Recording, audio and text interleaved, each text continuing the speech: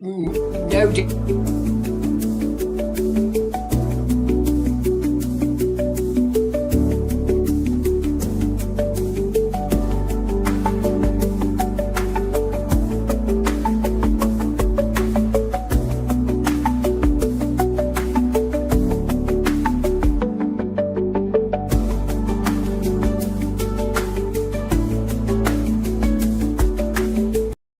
Hello and welcome to the Otter's Den.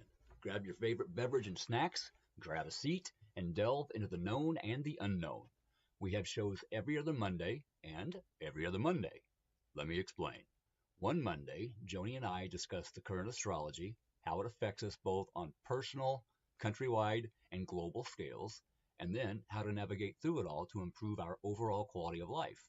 The next Monday, Jan and Renee join me as we discuss, well, everything. This includes the paranormal, cryptids, psychic abilities, hauntings, attachment, possessions, aliens, abductions, self-help, life coaching, mental health, personal health, and the list goes on. Thank you in advance for joining us. Now, it's time to sit back and enjoy.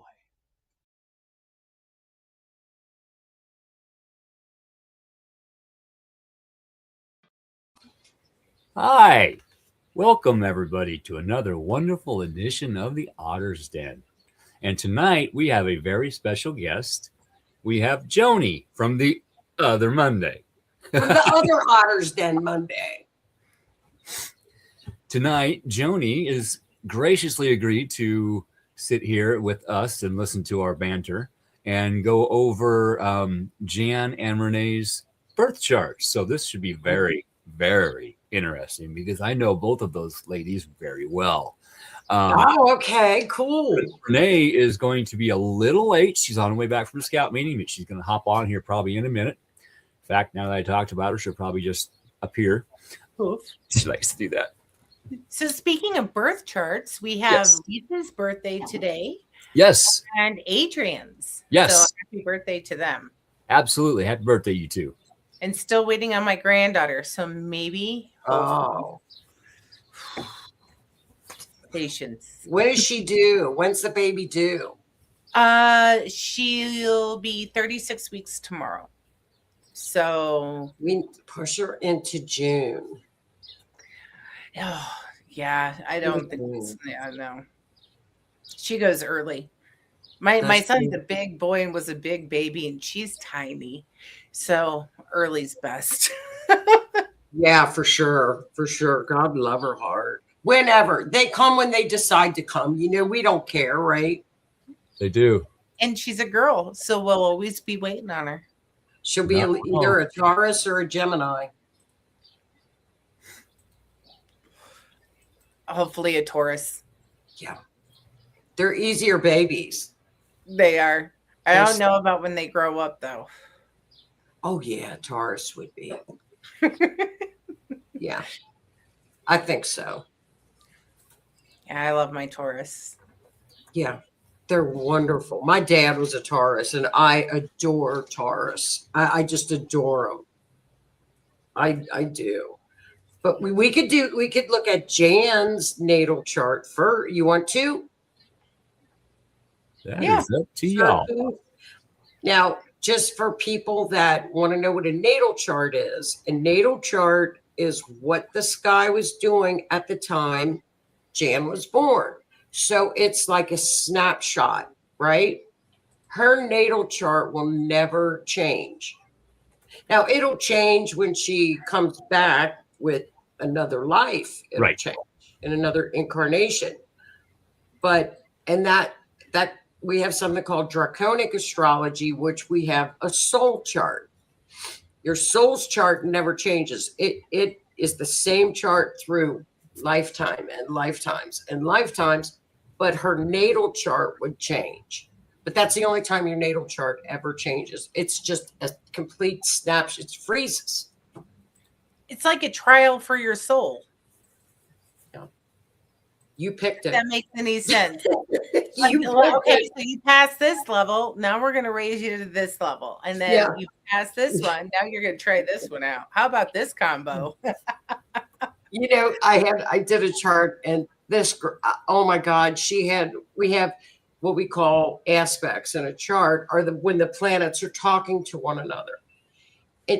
A square is a 90-degree angle on a chart, and it's everything is a lesson in astrology. So a square means I have to learn the art of compromise, because neither side is going to give in. So my lesson is going to be figure it out, and I have to learn how to compromise between the two energies. She had nothing but squares. And she's like, why do I have all these squares? And I'm like, you picked it. I don't know. Ask your higher, you picked it. I wonder if we don't spin a dial. And then that's when we come back. Yeah. Is when our planets align. Like a game show. Game of life. The literal game of life, right? Like, yeah. It's like Wheel of Fortune. Yep. It's so funny. And you have won a Pisces, Sagittarius, Scorpio mix. Waboom. Libra, you have a Libra moon. Do I really? Pisces, Sag, Libra. That explains a few things. So basically my moons are Pisces, Sag, and Libra. Libra. Yeah. Well, that makes sense. Does it make sense? Right. No sense. Why I don't get along with some people. Yeah. Well, a moon rules your emotions. Moon is how you handle things, your emotions, how you react. So a Libra temperament in emotions is it's a lot of people pleasing. It's kind of a lot of when the balance card is upset, you're upset. So you almost you're always the peacemaker. But if a Libra, they get pushed, and it's nuclear. It's ugly. The emotions can be ugly, and your Mars is in Aries. So, and Aries, and I'll tell you about this when we look at your chart. Aries and Libra are opposites. So they're in opposition to one another, where Aries is impulsive and it's about the person, the individual. Libra is about partnerships and groups, if that makes sense. Mm-hmm. Is that more like your emotions? Because a Scorpio moon would make you very intense. Yep. Right. Emotionally. A Libra moon is very sweet, very balanced. It's peaceful. It hates conflict at all levels. Can't stand it if people are fighting, and gets upset when you think people are mad at you. Oh, very much so. So that's a Libra moon. Yeah. A Scorpio wouldn't care. They're like, well, they deserved it. I don't care. Yeah. I'm that way to a point, but when it comes down to my family, I'm the mom. I'm the one that knows everybody. I know how to talk to them. I know how to calm them. But when I'm pushed because people come to me for advice. So here I'll give them the advice, but when I'm pushed and you don't listen, I become nuclear. But it takes a while, doesn't it? It does. It takes a lot. I have the patience of a saint. Well, your son, can you pull up her chart, Keith? And I'll show her. Your son, you know why you're everybody's mom? Okay, we'll look at what we call the big three, and then we'll go to the next chart. Your son, which is Pisces, see it? Is in the fourth house. That's of your home. That's your ancestors, your home, your roots. So being everybody's mother, Sun in Pisces would be everybody's mother. Right? Yeah, very much so. right? So your rising sign, now your rising is what your personality is, what other people see. So they see Jan as it's a rising Sag, which is fun loving, sometimes says things that kind of roll off of her tongue a little bit, Good. uh, social, fun, usually the life of the party. That's a Sag, right? And Mhm. then the moon is how you handle things emotionally. That's in the 11th house of social groups, dreams, hopes. Friendships are very, very important. Mhm. They're very key. The Sag in your rising sign, that's just the fun. Everybody wants the Sagittarius around them because they're fun. They're the partiers. They're the ones that they're a fire sign, but they're the fun. They're fun. Yeah. So you've got that combination, and when you've got a combination of a Sag and a Libra, it's fun, fun, fun. It's a lot of fun. And And I then- think that's also what makes me a good mom. As stupid as that sounds. Well, you would be the cool mom. You would be everybody loves you, likes that mom. Everybody would love a Sag rising mom. I They hope would my just- son's listening. They would love it because you talk to them, and Sagittariuses are fun. They're just fun. Right? And look who shows up, the Sag. Yeah, but but see where all your placements are very important. There are 12 houses in a natal chart, in a zodiac wheel. Each house is an area of your life. Mm-hmm. So your first house is your rising sign or your ascendant. That's yourself. That's your personality. It's also your physical body. Then you've got your second house, which is money. Your third house is neighborhood. It's communications. It's how you listen. It's siblings, right? That's the third house. Fourth house is your home and your ancestors and your roots. And then your fifth house is your house of creativity. It's the house of sports. It's the house of pleasure, fun, love affairs, and children are in that house. Okay. How many children do you have? Altogether 13. Seriously? Joni's face just went. No, but look what's in your house of children. Venus and Mars, and they're conjunct. They're together. See the fifth house in Aries, right? See Yes. number 5. Go Mhm. to the next slide, Keith. I show it better. Okay, see the fifth house Yes. where I highlighted it in yellow. The fifth house. Yes. That's Mars and Venus. That's why I asked how many kids you have, because that's like, well, that's the kids.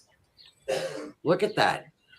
And there was a lot more that I raised along the line and everything else. And yeah, I mean, altogether, I think the kids counted up to like 26 kids came in and out of my house. And Yeah. It's crazy. so, yeah, She is and great. 99% of them were boys. Yeah. Mars and Venus. Boys were just hard to handle. Yeah, they are. Yes. So I then, was a boy mom. that's so funny. Yeah, it's right. It's showing up. The sixth house is your house of work. It's also your house of health. Okay. Seventh house is marriage, partnerships, relationships. Eighth house is your house of transformation, other people's money, partnerships, partners' money. It can also be the house of death, transformation, death, same thing, Yep. right? So your ninth house is travel. It's long distance travel. It's your higher learning, your higher mind, Okay. religion. And your 10th house is your house of career. 11th house is hopes and dreams, friends, social circles. 12th house is the house of karma. It's what is hidden. What is hidden. And it can also be like a lot of it's karma, spirituality. Also, like psychic markers, which are 8th house, 12th house, 4th house. But your real clairvoyant and spiritual houses are 12th and 8th. It can also be 4 because that's where your ancestors are in your 4th house. So that's kind of going around the wheel. So if you look inside of your wheel, every single planet is parked somewhere at the time of your birth. And all the bright yellow ones, we call those personal planets. Those are the planets that move very, very quickly and affect you more on a personal level, Okay. as opposed to what we call the outer planets. The outer planets are in the darker green, which are Pluto, Saturn, Uranus, Neptune, Jupiter. They move slower. So they're more of a generational type of, now, trust, they do pack a punch, but day-to-day living, the personal planets are going to affect you a lot. Your longer transits and stuff are with the darker green. Okay. And then your north and south node are in the pink. The north node is your soul contract. Up in the, this is really interesting. Your north node is at 0 degrees. Now, what is 0? See, and there's a degree from 0 to 29 in each little piece of that pie in each house. Your north node and south node is at, this is odd. It's not odd. It's pretty cool. North node, what you came down here to accomplish in your soul contract is north node in Cancer, right? What is Cancer? To learn. So your spiritual path or your path in this lifetime is to learn to nurture and to nurture people for safety. It's roots, it's home, it's family. And also in the 8th house, north node in Cancer will be to develop clairvoyance and spirituality. And that's what you came here to do. It's pretty easy stuff. Makes sense. But your south node, right? Your south node is past lives. What you came here to kind of ditch and get rid of because you've mastered this. So you came here, and the south node is almost like a security blanket because you've done it so many times in the past. You've got to learn to release it. So if you're ever like thinking, oh, I got to get rid of this, I got to release this somehow, and I don't know why, it's because of the south node tugging. But it's in the 2nd house of money and Capricorn, which tells me in a lot of past lives, you were extremely wealthy from working very, very hard because that's what Capricorn does. Capricorn works and works. That's all they do is work. So it's like, no, we got to kind of get rid of that and move it more towards the home and the nurturing and loving and spirituality. And I gave up money. A lot Did of you? A lot of money, and it's kind of hitting me, and I gave it up because I chose my family over bad morals of the person that I'm related to, and I walked away. And I walked away from the family money, and I said I don't care. I really don't. I just want to be home with my kids. I want my grandchildren. I want my significant other, and I don't need you guys. And I haven't talked to them in 6 years. Well, that was your was it relatives? Yes. because your father would be in the fourth. Your thoughts. This is an argument with a lot of astrologers that the mother is in the fourth house and the father's in the 10th house. Some flip that. Your mother is always the moon, and your father would be the sun. So that would put your dad in the fourth house. Well, it's my mom that's in the fourth house. I don't know my dad. Did dad have money? Do you know? Has your mom ever told you? I don't know anything. Maybe you should try. Can you find out if you want? No. Well, mom's up in the 11th house. So, but you were following your north node, which when you made that decision, did opportunities start to open up for you and things got better? Yeah. And it's not even like doors of opportunity. At the point that I was willing to give everything up, I believe God said, okay, this is time. Now you can come home. And I came home, and I actually moved home, and I have a wonderful relationship now. I have opportunities to travel. I have opportunities for my children that are very different, and for the grandchildren. I mean, I've definitely moved ahead in every aspect of my life in the betterment department when God put Jesse by my side. And Great. It is. And it was a lot of relief. So the doors opening, I feel like it was releasing everything and letting everything out and letting everything go. Not hoarding it anymore, not pretending to be somebody I wasn't anymore to please this other person, my mother. I'll just say my mother. And I just basically said, this is me. And if you don't like me, I'm okay with that. And you can do whatever you want. I love you where you're at. And I left my husband at the time with her. And I just said, you two deserve each other. And I walked away. Well, that was your south node. And so when you follow, usually what happens to people when they start, because their soul is actually pulling them towards the north node to learn. A lot of people don't do that in a lifetime. And they have to come back and repeat and repeat. So at least you found it, acknowledged it, and did it. Because when you start to hit that north node and start in that path, everything just kind of it kind of finds its way. It's like, destiny. And it's that right there, that little bit of information is very healing. It's okay, you did do the right thing. And I know I did the right thing. I've never questioned myself. Did I do the right thing? And no, but it's one of those that here's your sign that you did what you were supposed to do. Because I walked away from it when I was 15. And I stayed away until my son passed away, and I moved back, and I had no choice but to move back. And it was, I lost everything, and I'm okay with that. Well, you know what?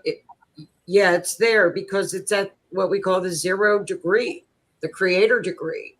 So it was this, when I would look at a 0 creator degree, it's basically starting from the beginning. This was a new beginning and a new start. It's a fact. Just is. Yeah. Right. I have tried so hard to break the generational curse, and I was okay with that. I'm okay with being the one that carries the hurt.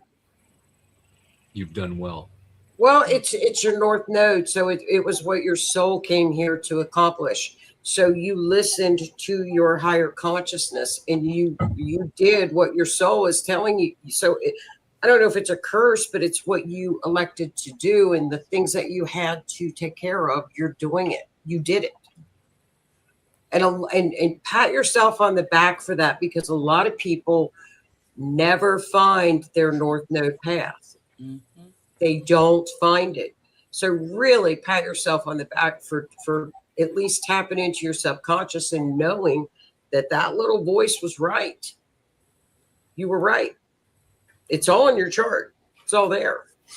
Good and faithful servant. I just Yeah, heard. Yes. You did Good it. and faithful servant is what I just heard.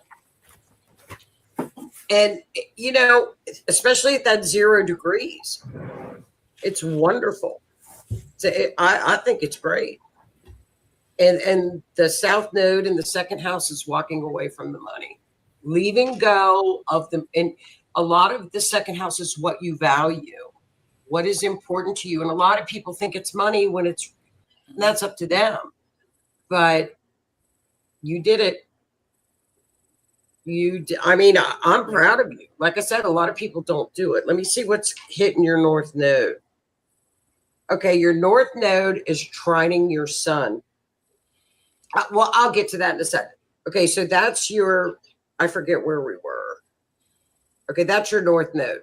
So that's your personal planets, your outer planets, and your north and south node. That's kind of the basic makeup of an astrology chart, right? Now, where there's a planet in a particular house, that's where the energy goes. But just because there's no planet in a particular house, you still have a ruler. There's still a sun. Like, for example, look at your 9th house. That's your higher mind. Leo is ruling that house. So it still has importance, even though there's not a planet in there. So that's kind of like just the basic makeup of an astrology chart. And then you break it down, and we'll look at like your personal planets. Your Mercury, which is how you communicate, how you speak to people, how you listen, is in the 3rd house. And that's in Aquarius.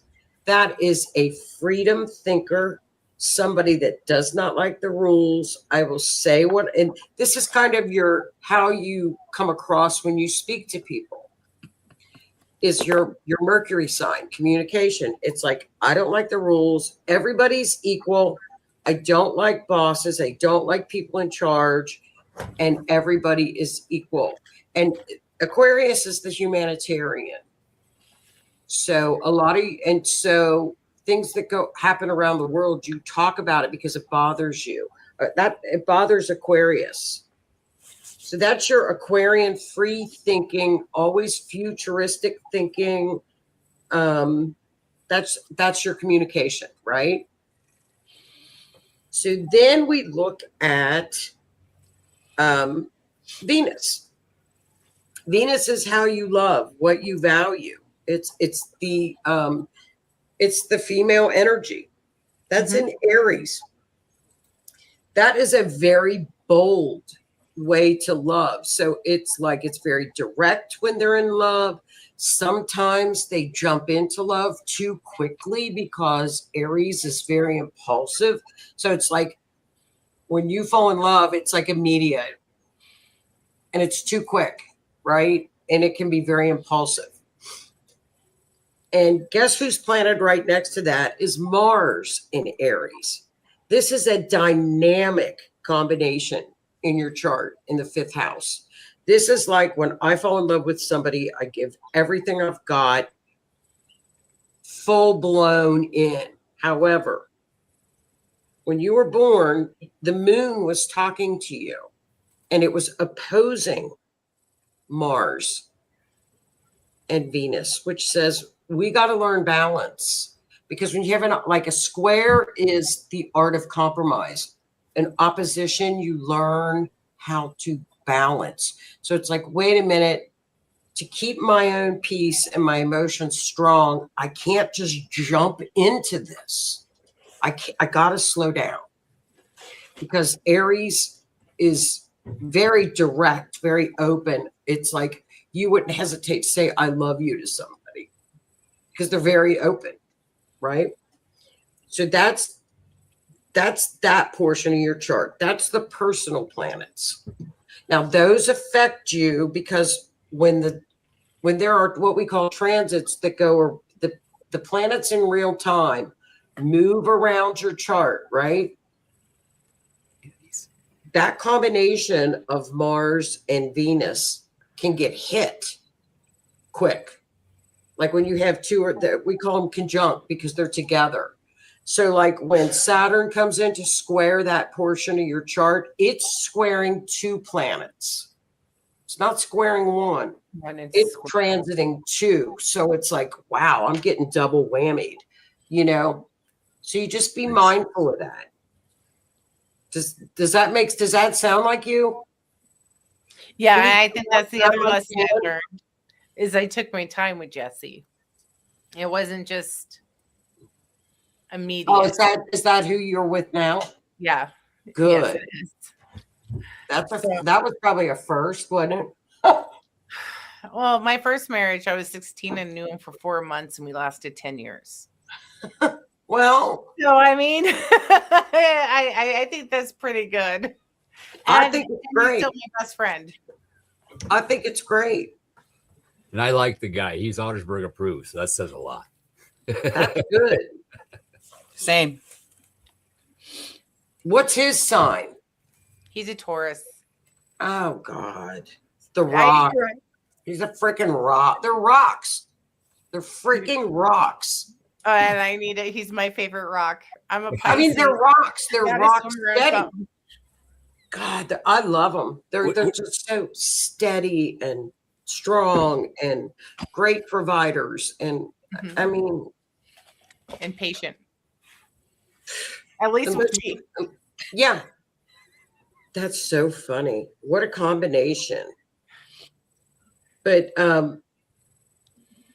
that's your personal stuff. Now, when you look at the what else? Now, looking at the bot. Now, okay. What we'll look at is like, see the little graph down where I put some of the highlighting things. Those are the planets that we're talking when you were born. So, for example, Jupiter is squaring. Oh, my bad. Like if we look at Jupiter, which is planet, you know, I wanted to say this about your chart too. Jupiter is directly on your ascendant. That's abundance, blessing. That's a great placement in a natal chart, and it actually can mean the person can be very lucky at things like when you need luck. Does that make sense? Yeah, no, I'm a prayer, so I pray and I pray and I pray and I pray, and I always laugh and tell everybody that God will listen to a woman before he'll listen to a man because we nag. Yeah. So I mean, like, God's like, no, that's how you know God's a man. No comment. That's wonderful. I mean, you've got some really good aspects in your chart. So how they talk to each other when you were born gives you a lot of how you are personally. And then what you do is you'll look more into your chart as to what your oppositions are. Where do I need to have balance in my life? Right? So like Venus opposing the moon, especially in Aries, is watch being impulsive. Step back a little bit sometimes when it comes to love and romance, right?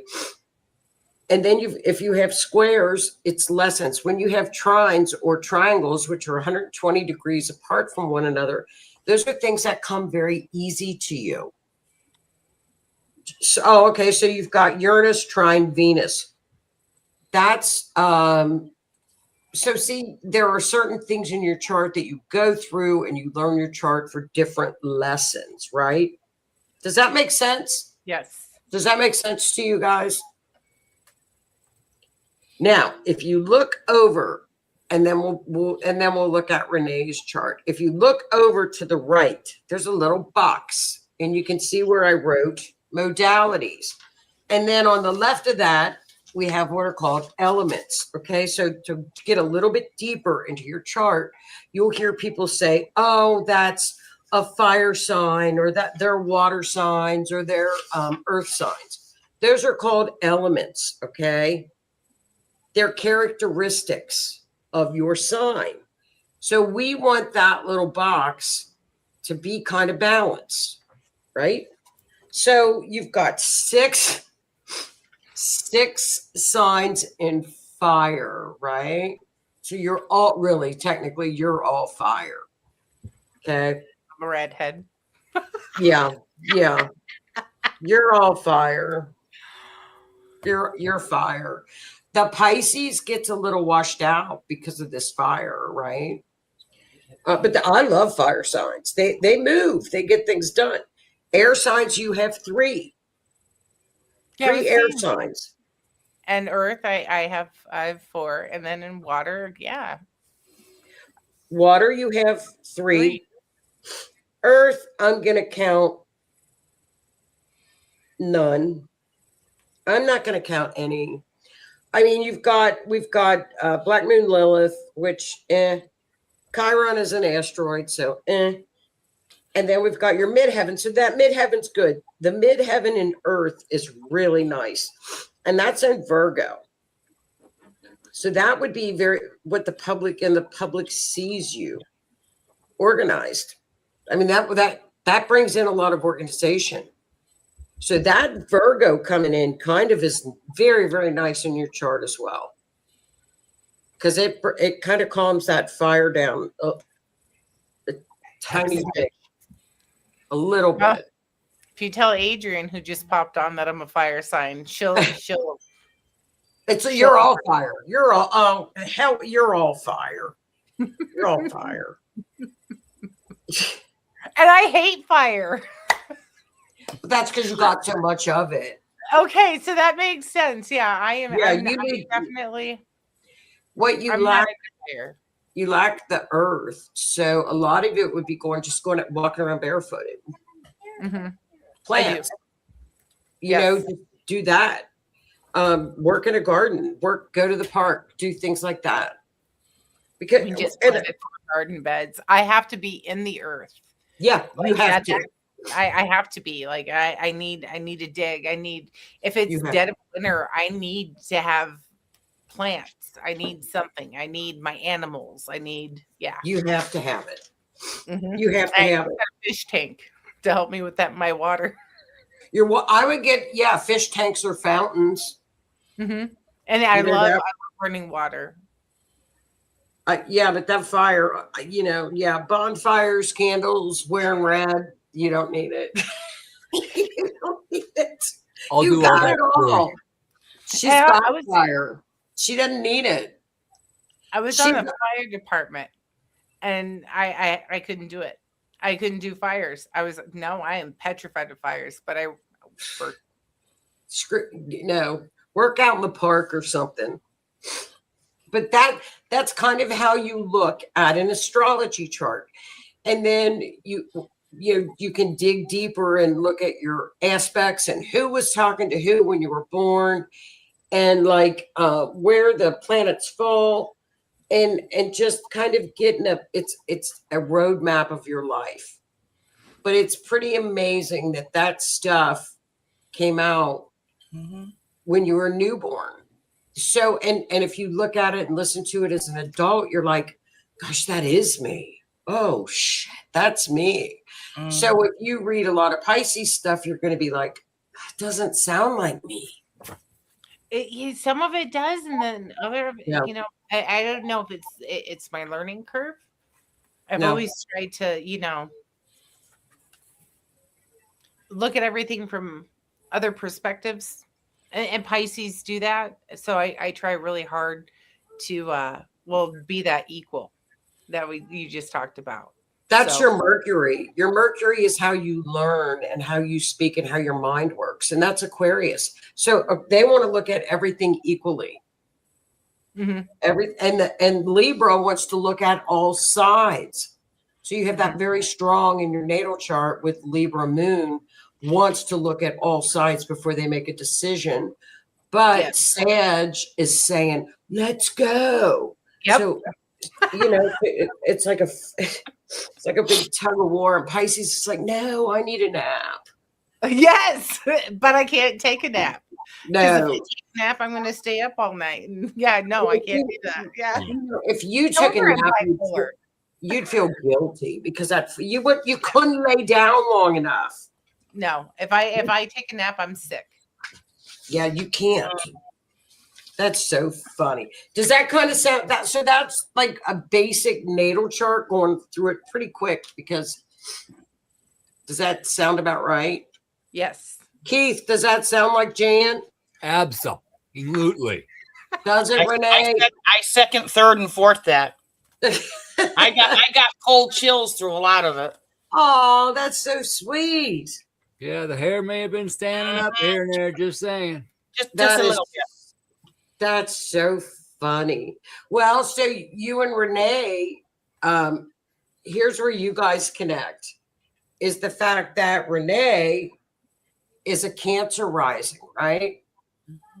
And you're a sun in Pisces. So when you have a sun sign and a rising sign, you guys will connect. And it's just kind of, you wonder why you get along with some people and you don't. You just look at stuff like that, why you don't. You're a rising Sag. She's a sun Sag. So there's a lot of personality traits that you guys can see in each other. Yep. Yep. You think? Scary. Really scary.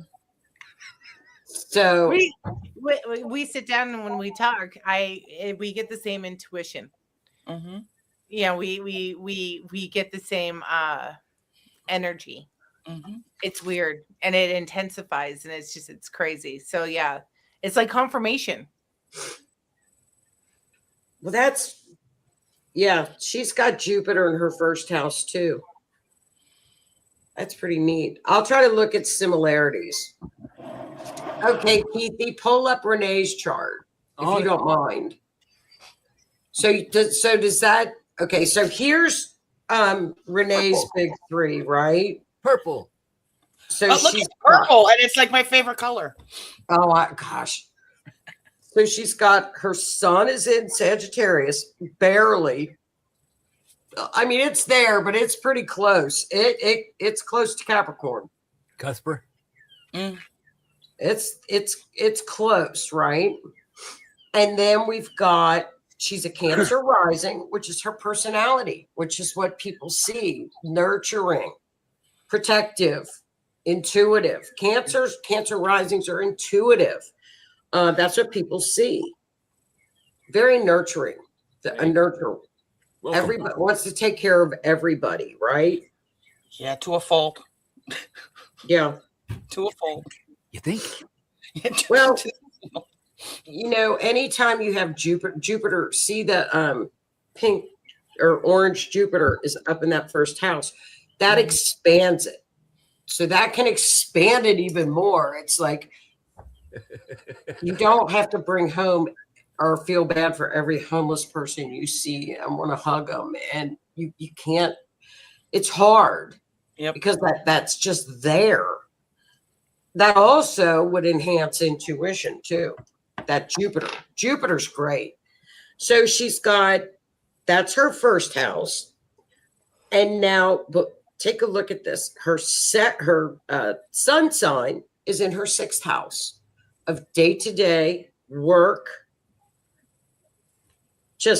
And that's great for a sun. That's good career, good working.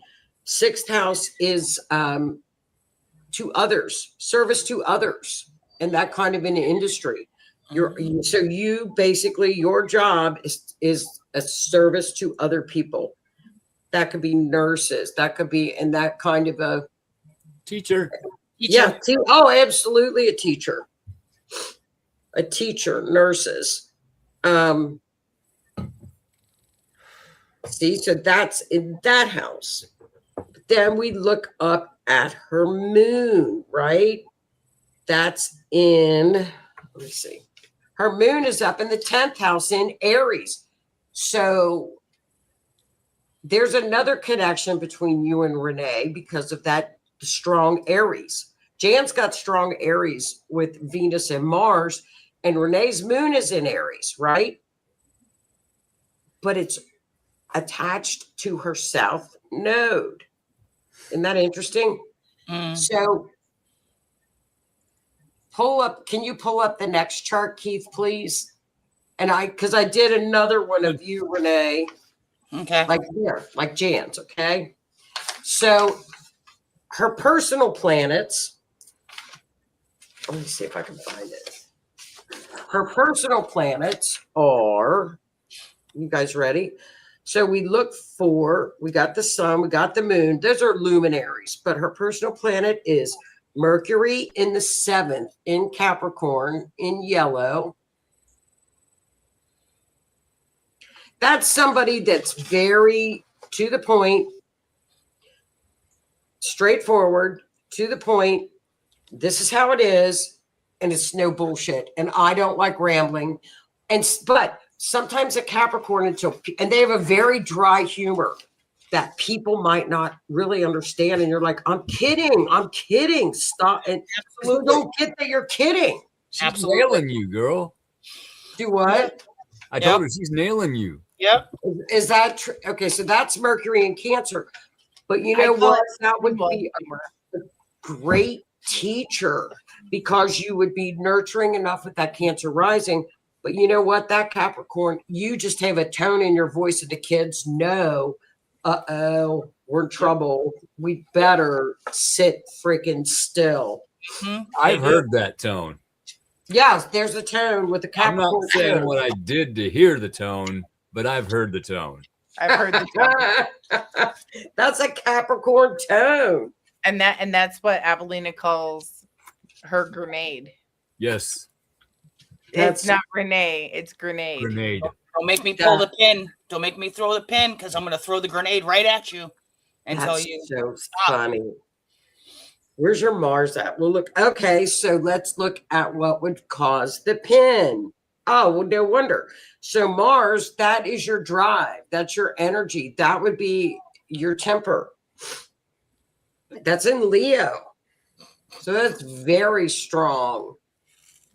And it can be kind of, and it can be dramatic too. So when she argues, it's going to be drama. I mean, it's not going to be not drama the way we know it. Mm-hmm. It's going to be, the expressions are going to be very dramatic. The crown gets passed. There's what? Oh, The crown gets passed. Like, really? Because also too, it's because I'm not one of those to sugarcoat it. So if you're an asshole, I'm gonna say you're being an asshole. Yeah, like I'm not gonna, you know what I mean? I'm not gonna say, hey, like that's like maybe you should change that, or maybe you should do it differently. Like, no, that's just totally wrong. Period. You need to be this way. You know, that's one thing I love about both of these two, is they will call me on my bullshit when I don't see my bullshit. Mm-hmm. And that's good friend. That's great friends. You know, that's an honest, true friend. That's how you know you have true friends. Yep.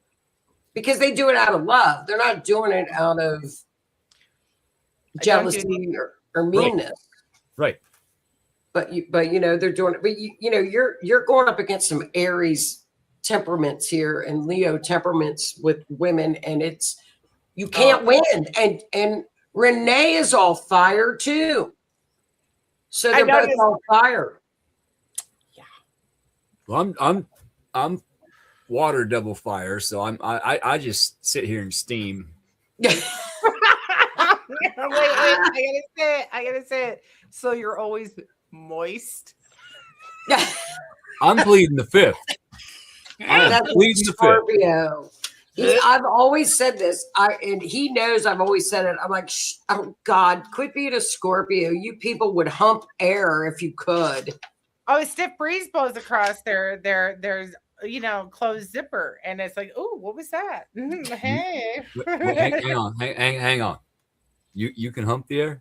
Now you gave him an idea. You're not Scorpios. Now we're encouraging this. See, Scorpios will do it. They would. I'm teasing. I'll make a video of it, and somebody asked me in the background, "What are you doing?" Humping air. Nothing. I'm humping air. Chihuahua. Just say I'm being a typical Scorpio. They're funny. I love Scorpios. See, but I'm not a typical Scorpio. I used to be a typical Scorpio, but in certain aspects, I am a typical Scorpio still. Yeah, you are. But I've made leaps and bounds from who I used to be. I'm proud of that. And both of these two assisted me in that process and that growth. And I appreciate that. Scorpios are very spiritual. I mean, they're the most loyal people you can find on this planet. They're your most loyal friend. One of the very few people that will take a bullet for you. If they see somebody getting ready to shoot you, they'll jump in front of it. That's a Scorpio. I will fight a bear. It might be a Yeah. teddy bear, but I will fight a bear. Yeah. They do it. They're wonderful. Okay, Ladies, so that's we're her going to first. build a bear. We're going to build a bear. I will fight a bear for you. Build a bear. Okay, so her Venus, how she loves, is in Sagittarius. So so when she's in love, that's where she shows her love and affection and to take on the Sag characteristics, which is a lot of fun. She's happy when she's in love. Yep. So that's her personals, right? So let's take a look. Now, here's a North Node, which is very, very interesting because 2 eclipses ago, Renee, which would have been 18 months, about going on 3 years ago, all the eclipses were hitting on your South and North Node. So it would have been about 3 years ago is when all hell could break loose with eclipses. And I'm not saying in a bad way, but when the eclipses hit those North and South nodes, it's a wake-up call. Something you can have Earth events happen in your life. Yeah. Right? Mm-hmm. So your North Node, which is your soul contract, what you came here to do, is in Libra in the 4th house. So Libra comes in and says, we're going to be all about relationships, balance, peace, and it's going to be my relationships. And it's not just with a couple. It's also a relationship with people. It was learning to be around people, enjoying it, being social. So the South Node was up, and this is in a home, basically with the home and family and ancestors, roots, right? Yep. Well, I found my mother's, all her brothers and sisters. Well, that's your North Node. So you were going to your North Node, which is your destiny, which would have been ancestors would be huge with the North Node, right? Yep. You know what's funny about that? Pluto is in that house too. So can I go get my bubble wrap suit? Pluto brings up a lot of dredge. Now, remember when Jan said ancestral curses? I don't really call it curses, but ancestral issues. Yep. That right there. See where that is in her chart, where she's got the North Node and Pluto is sitting right next to her North Node. That could be if you found some ancestral stuff that you decided on this incarnation that you were going to take care of it. You are going to carry either the burdens of the ancestral thing or the buck is going to stop here with me and I will handle it. Yep. Right? Yep. That's your North Node. That's what you came here to do. And up in the 10th house with Aries was up there. Nope, my career is more important. My job, this is what's important to me. It's me, and I'm impulsive, and I am going to fight for everything for the career and the North. And that's something that you do very, very easily. Remember that the South Node are things that you do easily. Yep. You've mastered this. You mastered how to have a career and be successful and be the boss and be the lead. But in this life, you came in to say, no, I'm going to handle the family things. I'm going to handle the ancestral things. And my home is going to be my castle. And that's where my peace is going to be within the home. Yep. So all of your ancestral work is in your chart. It's amazing. Isn't that cool? It is cool. It is amazing. That is so cool. I love North and South Node. To me, And the moon was up there on that. The moon is your intuition, right? The moon is opposing your north node. It's conjunct your south node. So that could be a lot of intuition too. Well, I had a lot of intuition going into it of things that, because my mother didn't have the answers, but I said something doesn't feel right about this, and I said I really think it's, this person, and she goes, no, she goes, my mother would have never married that guy. He's an Alcatraz. Like, she goes, no, Leon Thompson is such like a, like Bob Smith. And I went, no, Mom, like something, and is eating me. And we went to the house, and my mother has my great grandfather's desk. And I pulled out and I said, I got to go to the desk. And I've never seen this desk. 48 years old, never seen this desk in this house until that day. Went, pulled open the desk, went to the drawer, and just opened it up and pulled out a picture and slapped my mother and went, I told you I was right. And it was Leon Whitey Thompson. It was the guy that I was looking at and going, it's got to be this dude. This is her first marriage. Like, this is like everything. And everything went in line after I did that. It was so amazing and so weird at the same time. Like, I just kept following. You knew it. But you knew it. And see, that south node is right up with the moon, saying that in past lives, the intuition was very, very strong. And you pulled on that south node to get to your north node. So you and Jam both have done that. That's leaps and bounds. That's unusual. A lot of times people are like, really? I'm supposed to be doing that? And sometimes it's not these big, like, you think, well, my soul came down here to do that, to do this. But when you start to follow your north node, you know it, and your soul, you're content. There's a peace. There's a peace in your soul because you're being led to where your higher consciousness told you, or where you're planned to go. And I think that's wonderful. I think that's really neat. It's kind of like on this journey of it. And then I found things about my grandfather that were never told to my mother about her dad. And I found pieces and half brothers that I don't like, that he knew of, but I found in his papers that he knew of, but never spoke of, and pictures. So like, I was finding all this, unlocking all this truth.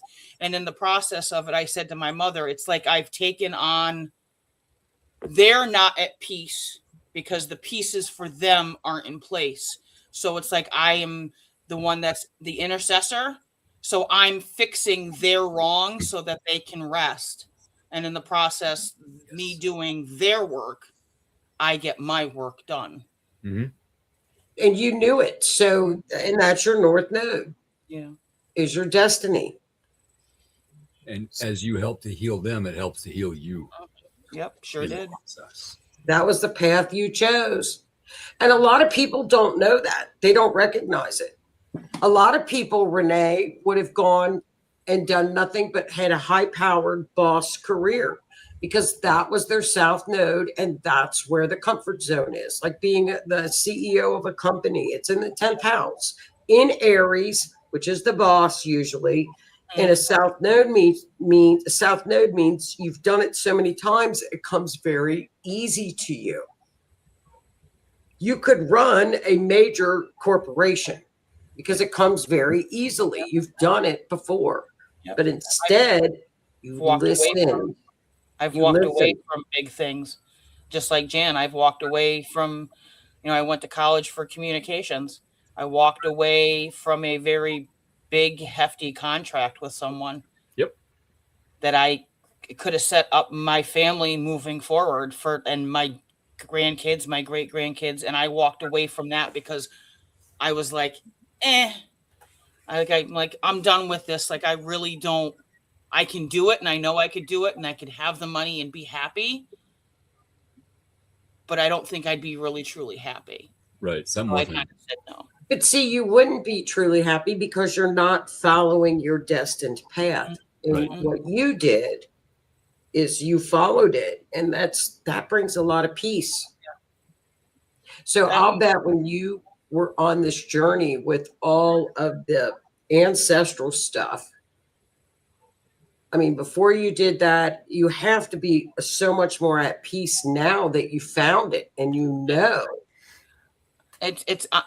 I'm so much at peace because I gave my mother the answers that she didn't get to have, and in that process of this coming to fruition. And I mean, I still find out things every now and then. You know, something will come up and be like, oh well, this person and that person and this person, but my mother and I had a very fractured childhood. She had me young. Her mother died when she was 5. So she didn't have mom. And we never really had the relationship. So it's like grandma said, this is what I need you to go do this to heal her because I think I did this wrong. And this is what hurt her. But if you heal me, you're healing her and you're healing yourself, because we were all together at one point when she was pregnant with my mother. We were all there together. So she wanted us back into that the fold kind of stuff. Now, see, if you look at your natal chart, look in the 6th house, you've got Neptune, which is your intuition. Mm-hmm. And it is what we call a sextile, which is 60 degrees. And that's like one of the most favorable aspects in your chart. Your Neptune placement is sextiling Pluto and your North Node. So there's your intuition right there too. So you got intuition coming in from a lot of different aspects in your chart. Yep. My whole life and it's just not that, but with anything, it's like, when I was little, the phone's going to ring and it's going to be, Aunt Jean. And 10 minutes later, there's Aunt Jean on the phone. Yeah. Like there's a lot of that in my life. And then a lot of, I would say things and then people were like, oh, that's, shh, don't say nothing. Don't talk about it. Don't show it. You know, like my grandfather would say, shh, because that's like when I found out that, his family came out of the Black Forest in Germany, I went, oh, now I know why he said his mother was crazy and his grandmother was crazy, because they were gypsies. It's okay. Now look at this in your chart too. Look in the 2nd house, you have Mars. Yep. The 6th house, you have Neptune. And up at the top of your chart where the moon is, and it makes a triangle. See that in your chart? It makes a real pretty triangle. Yep. That's called a grand trine. It's a fire trine, right? So a grand fire trine is things that come very easily to you. So you've got Neptune, the moon, which would be 2 very intuitive markers. And the Mars is the energy that pushes that. So it comes extremely. Same way with, and you've got Leo in Mars in the 2nd house, and that's with money things too. So you would be an excellent money. You're good with money, but Leo rules that. So you still like nice things though. Yes. I will splurge on myself once in a now and then. I feel guilty about it, but I will. Yeah. I will splurge. You have to be happy. I've learned over a year, try to like nickel and dime and penny it. And it's like, no, you know what? I'd rather pay the extra $20 because it's good quality and then I'll have it for a while. Yep. Right. So that's kind of like looking at your chart. And if you like with Jan's chart and with Renee's chart, what's really cool about astrology is it's all freaking there. Yep. And it's so accurate that it's actually can be pretty scary at times. You got the astrology and you got the numbers, and neither one of those two things lie. They are honest. It is right here in front of you. This is what it is. Yep. Yeah. And with Sue is such a great numerologist, and she intertwines the astrology with the numbers. Like we're looking at July 18th because it's so. I don't like this because that on Trump's chart, Mars and Uranus were conjunct. Remember, Keith, at his midheaven with Algol. That damn transit. Mars is going to be conjunct his Uranus on 4th of July.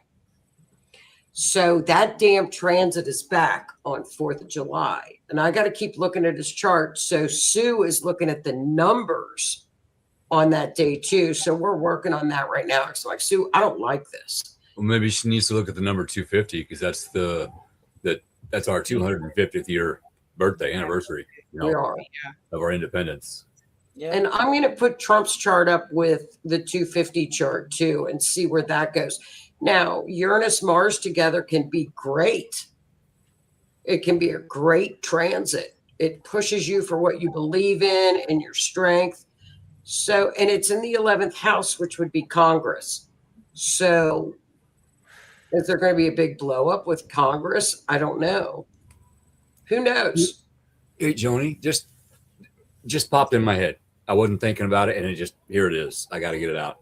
Maybe you should look up the chart of when, the exact time of when the Declaration of Independence was signed. 515. 5:15, yeah. That might give you, that day, that time, that might give you an indication of what's coming up. I don't know. I heard it. That would actually be cool to see. That's when that's called the Sibley chart, and that makes the United States. Mm-hmm. It's a Cancer. The whole chart is a Cancer chart. But that's the 515 chart on July 4th. and compare it to this one. I'd like to see where it aligns. Yeah, that year versus this year. I will. I want to look at it, but I want to make sure and look at it right because I don't like to be alarmed because I remember when I looked at that one from Butler, I even told you the week ahead of that. I said, I don't like this chart with him with this damn Algol. Right. But then when I studied Algol, like any star, if the person is walking with integrity, Algol protects. the biggest protector out there is Algol, Medusa. And, turned his head at the last minute. So I'm going to look again. But see, July 18th is really that day that we have. And I looked at there was a UFO picture of a 5-pointed star. There's a UFO that they released. Yes. And we have, check it out, on July 18th, a 5-pointed star up in the heavens hitting the skies on July 18th. And it's a 5-pointed star. And Rick Levine said he has gone back through all AI, all the computer modules. It has never happened in the history of mankind before. Nothing. He can't find it. And it comes in with a Libra moon and a Jupiter. And that's very lucky. It's very beneficial. And I thought, look at that damn UFO it's going to be, they call it a pentacle or a grand sextile or a pentagram. Pentagram. It's a pentagram. And everybody freaks out when you say pentagram. It's the Star of David. It's all depending on the intent you put into whatever you are using it for. Mm-hmm. The Star of David is that Solomon's seal, Solomon's star? Star of David has 6 points, right? 1, 2, 3. Yeah, because it's 2 triangles put together. Yes. Yeah. Yes. Yes. So the pentagram, it's 5 points. And it's the elements. It's crazy. Triangle becomes a what? Keith? Well, it's Triangle it's called becomes a square, and a square becomes a circle.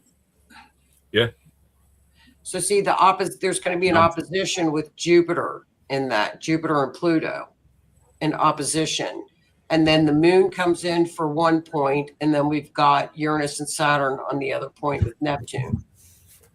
It's historic. So that's July 18th, but it'll be this is going to start around July 4th. So that's it's going to be really impressive. I'm going to keep working on it. But that's that's your natal chart kind of in a nutshell. Did that make sense, you guys? Is it easier to kind of look at them? Yeah. Well, now I now I understand a lot. Yeah. Well, not understand, but everything, like I said, it's been confirmed. Do you have any questions for Joni? Yeah. Can I get the chart?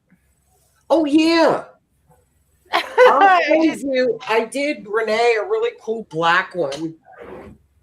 And I'll make you a black one too. Oh, shit. It's on the floor.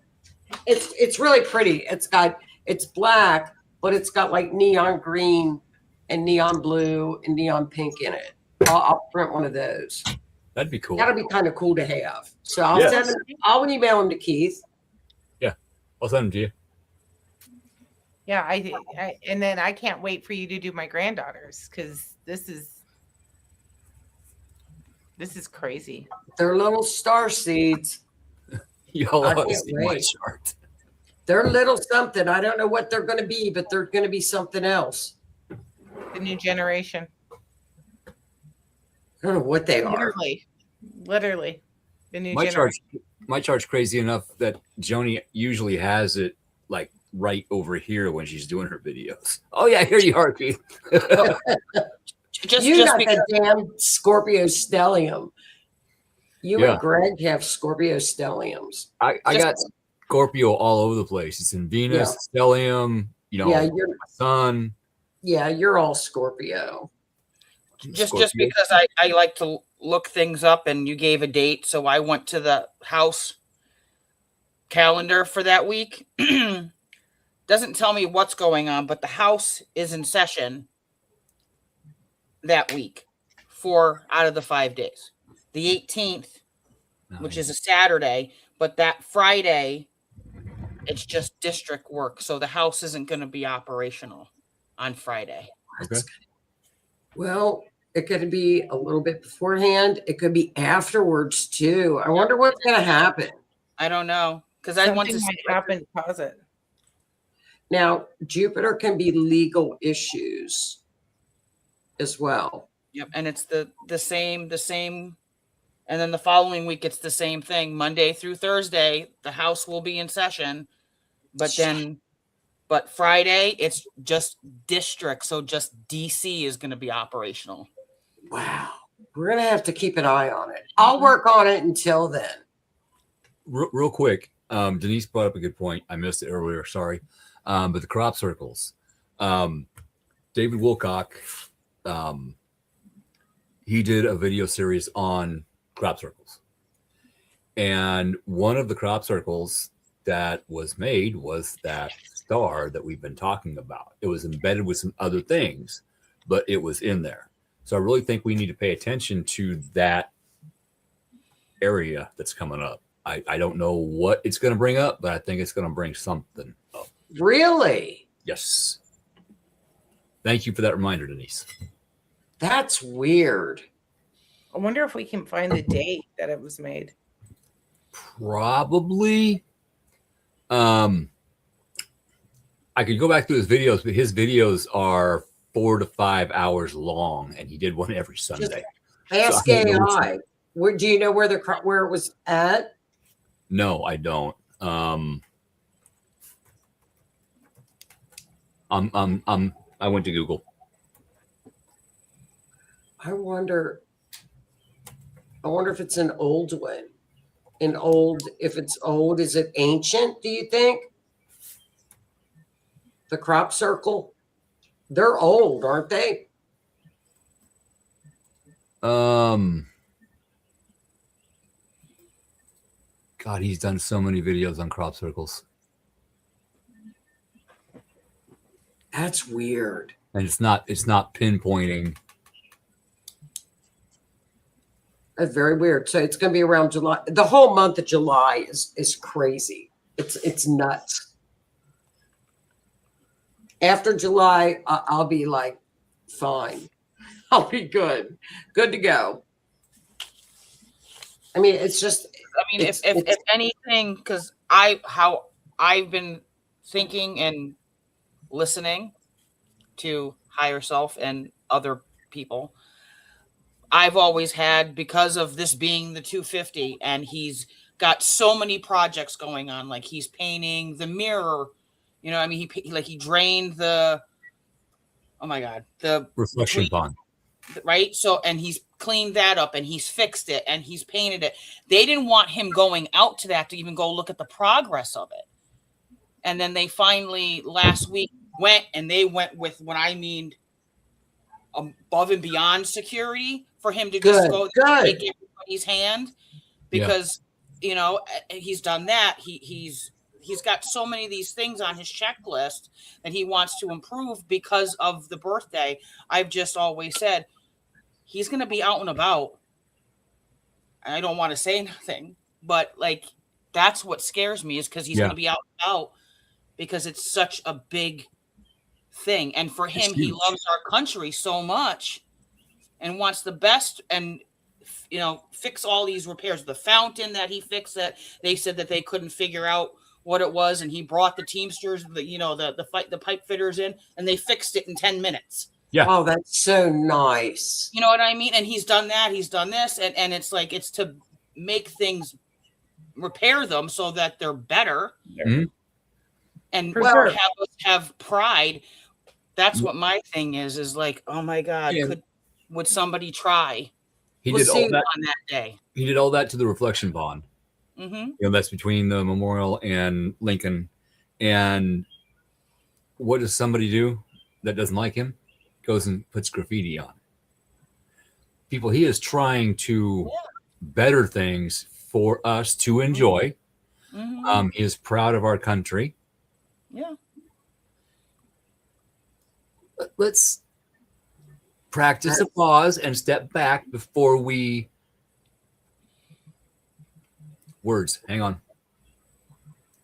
react.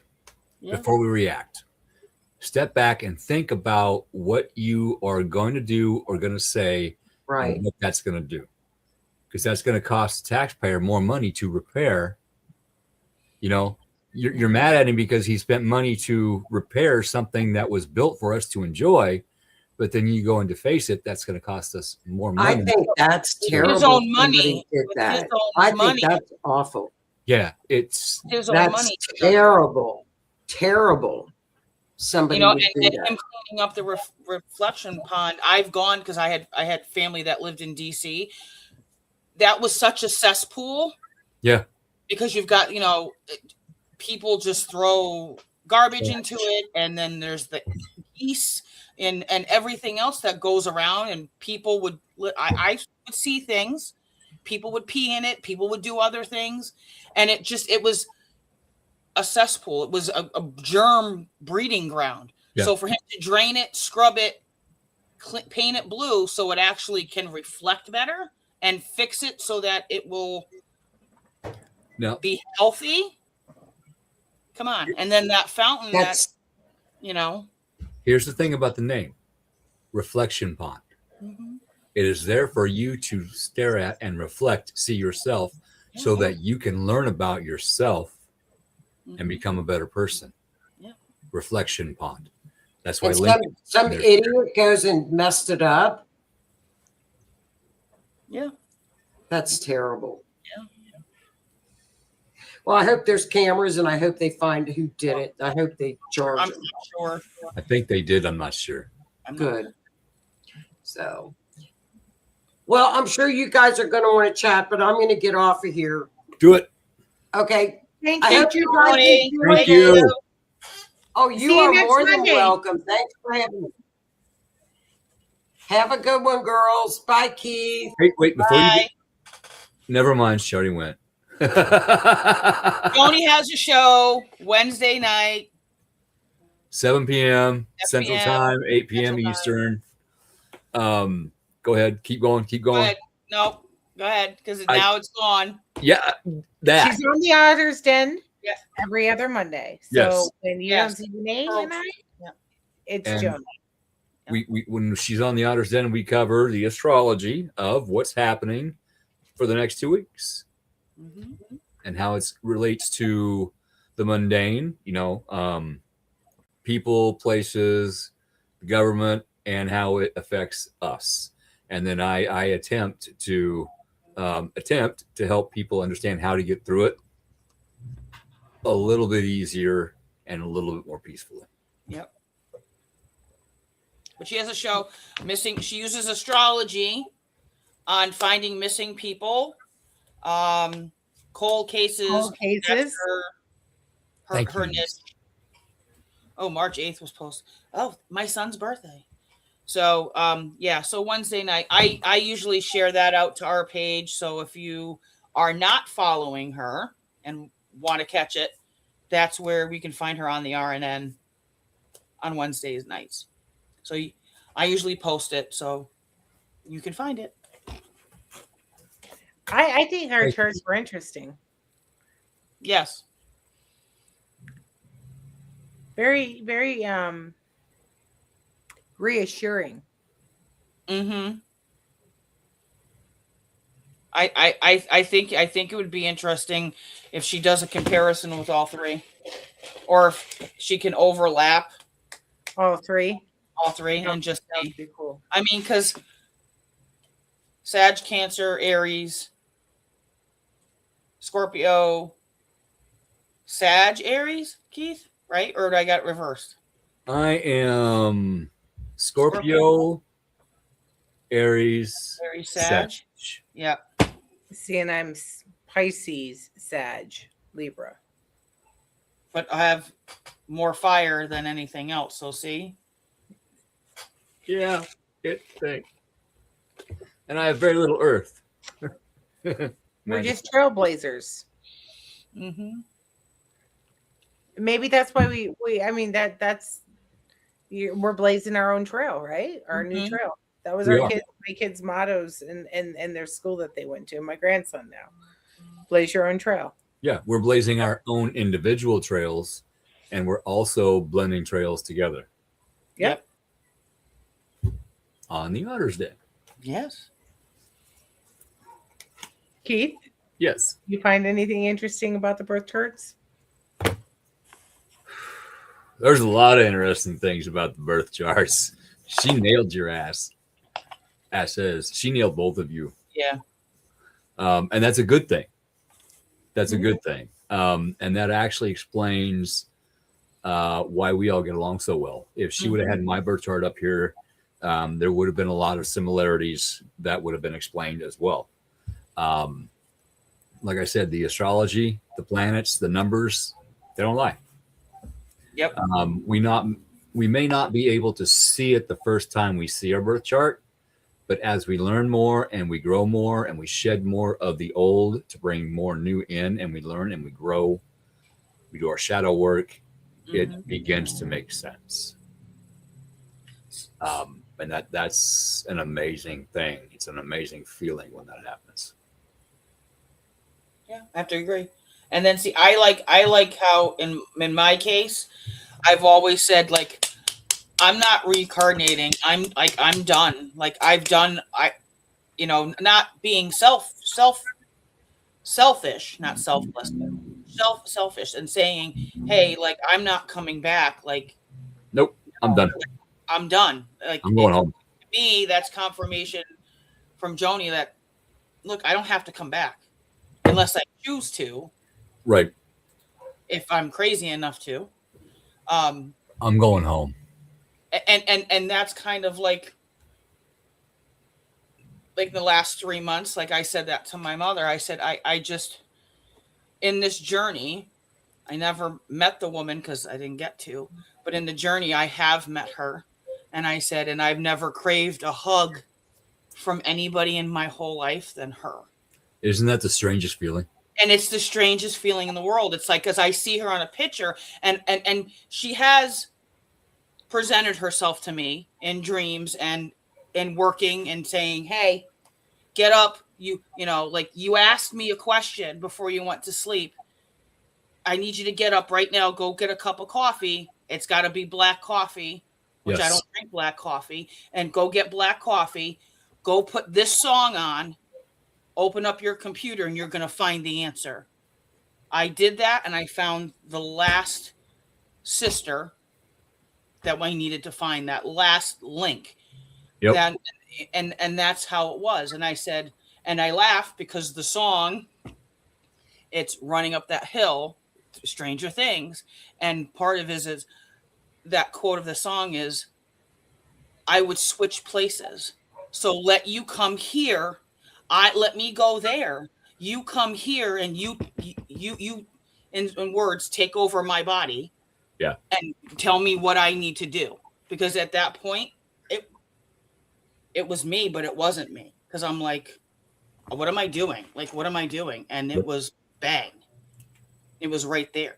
There it is. And I about shit myself when it happened. Because I just said, and that, all it was, and there was no ancestry DNA to track down or questions. It was a newspaper article that had a name that I went, who is this? Googled and went, who is that? Found her name to go see that she passed, and a picture comes, her obituary picture came up, and I went, holy crap, it's my mother. And I said, I can't. So like for the pieces together like that, insane at that point. Oh, I understand that. I've done that. Yeah. I get that. Yeah. I was sitting there and I just turned 30. I said, I'm letting go. I can't do the family drama anymore. I can't do this. I can't do that. And I went nuclear. And I said, I'm done. Yep. And I commented on somebody's Facebook page. I made a funny post and somebody liked it. And intuition told me click on that name. And I'm like, why am I going to click on? Okay, I'm just going to click on this name. And then it was, oh, well, she's from Albuquerque, New Mexico. I wonder who her mother is. Click on her family. And it happened to be the day that my Uncle Pat passed away, and that was his wife. And somebody I had been searching for. Yeah. It's amazing how, like, they just, in the middle of us, like, asleep. Like, for me, I know it wasn't. It was a scream. It was, go get the coffee pot on. Go make a cup of black coffee right now. Do it. And I was like, yes, ma'am. Yep. Yes, ma'am. And I did it. Yeah, I heard the don't question, just do it. That right there. There's a couple times I've been, well, more than a couple, sitting at the house on Friday, Saturday night, thinking about going out, going down to the bar, maybe playing a couple games of pool. I'm like, you know what? Nah, there ain't gonna be nobody down there, nobody to play pool with. Just stay home. And I hear go. And I'll verbally say, no, I don't want to. Go. No. And I'll get a slap on the back of the head. Fine. And I'd go down, I'd be sitting there at the bar having a beer, waiting for somebody to come in and play pool with. Specific example. There's this woman that I don't know. She's probably 10 years younger than I am, standing right next to me. And I just heard blue semi. Tell her that. And I'm like, no, I don't know this person. I'm not just going to blurt out blue semi to this person I don't know. Again, I get hit on the back of the head. Say it. I'm supposed to say something about a blue semi to you. Her dad drove a blue semi. So we had like an hour-long conversation with her dad that night. And it changed that woman's world. She's a physical trainer now. She's an educator now. She has done amazing. I'm not saying that's why she made those decisions, but it may have helped her make those decisions. and knowing, I'm not going to say the information, but some information that I was given to give her, because they were not able to have that conversation. If that makes sense. Totally makes sense, because there were things that I said to my mom along this journey, and I just would say things and she'd look at me and she'd go, "Where did you hear that from?" And I'd go, and in this process, a non-believer of, when you die, you die. There's, you don't come back. You don't talk to people. You don't come visit. Like, you're just done. It turned a skeptic into, there's no way that you would have known she said that. Or it would be, hey,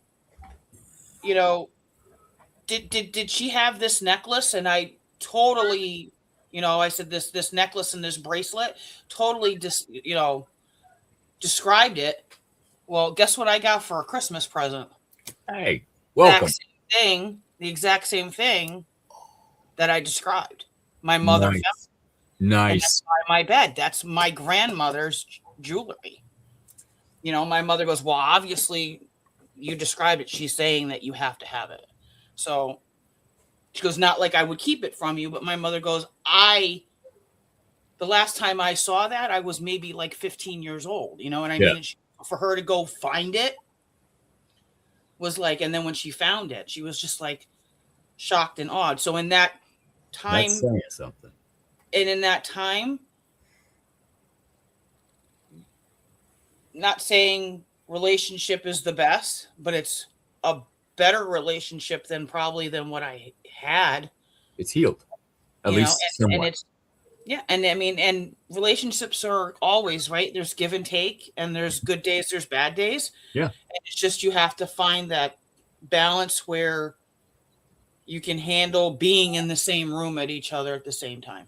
But the best way to do that is to, when you're having a conversation, to listen, to comprehend, in order to understand how that other person feels. Yep.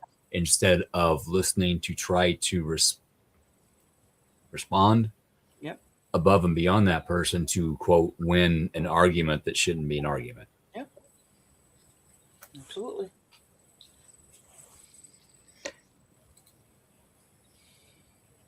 It happens. I had a hell of a time just getting into the studio tonight.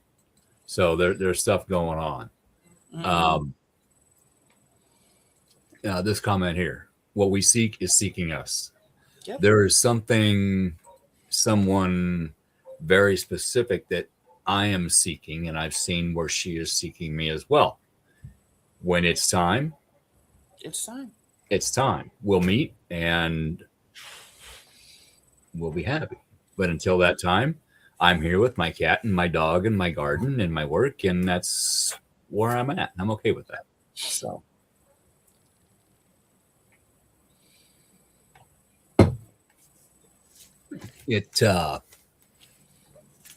when you look at the astrology, I mean, it can blow your freaking mind, both on a day-to-day aspect, on a personal aspect. Mm-hmm. I want Joni. I'm going to have Joni do my what the hell does she call it? Return to the soul chart. The soul chart. Because that is your birth return, sun return chart. Life after life after life. Yes, you have your individual life chart, but your soul chart doesn't change. Yep. So I want to know if I'm still a Scorpio.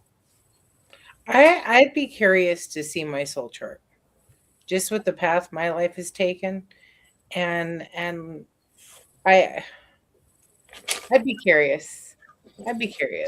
Yeah. I am curious. I'm very curious. I think that would be another cool show. Yeah. Yeah. Remind me. We'll make it happen. And then we can learn the difference between a birth chart and a soul chart. Yeah. I didn't know that there was a thing. I just recently found out. Joni made a post the other day, and I'm like, oh, well, son of a bitch. Yeah. I may have to have her do my chart. Yeah, I think that's really cool. Mhm. You know, like, and that was one thing that I always, in my journey of delving into the metaphysical and stop denying my gifts and actually accepting things. Yes. Okay. And stop saying that I'm crazy or I can't do it or I don't know how to do it. And realizing that they don't have to all trigger at once. Like some days this just doesn't work, but this Right. might work, or this might work better, or Yes. this works better. Sometimes in tandem. That's the thing about spirits. They will come to you the easiest way possible via a smell, Yep. talk to you, a feeling, something, a song. We all have all the clairs. Mm-hmm. You know, some say, I am this, I am this. Okay, but you've also smelled things, haven't you? Well, yeah. Hello. Just it's not like they all, like, I think some people think like they all fire at once. I think if they all fired at once, I think your head would explode. Oh, like, God. I'd be like, there's no humanly possible in our meat suits. Maybe out of our meat suits, it happens, but not in the current state that you're in. There's just no way it happens. That today at work, classic example. I have 2 presses plus a coating machine running around me. I can't hear crap. And I have so much pressure on my ears, it is literally blowing air in through my ears into, you know, my nasal canal. And I'm like, I cannot hear you right now.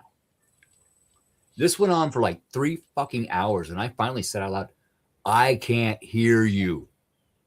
I can't understand what you're telling me. I guess I'll find out when I find out. And it stopped. But I had to physically tell them, hey, I can't fucking hear you. You know, I'm around 3 very loud machines. All I've got is air pressure. I don't understand air pressure. Yeah. So you're going to have to figure out another way to get your message to me. Yeah. So that either means say something. Yes. So I think it, you know, or physically manifest and like, or physically manifest in front of me on the shop floor. Like, I don't know what else to tell you. Yeah. Get a hold of Joni so she'll go over it with you. There's Draconic. Thank you, Denise. The Draconic birth chart. That's your soul chart. Yep, and that's also too. I always forget that Joni has a astrological group that meets on Saturdays on her Facebook page. Yeah, see, that's so cool. You know, I think it's a real talent to do charts.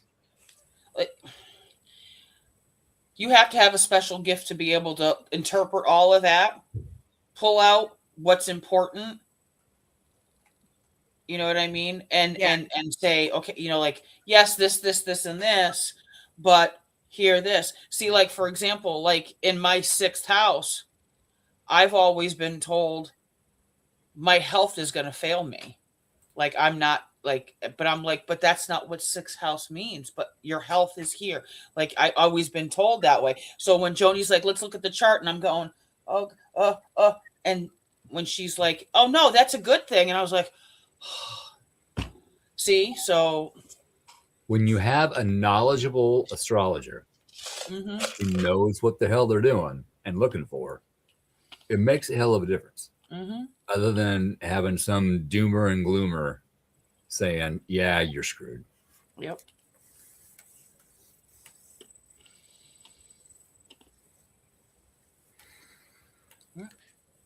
Then I'm thinking about my birth chart, and yeah, I'm screwed.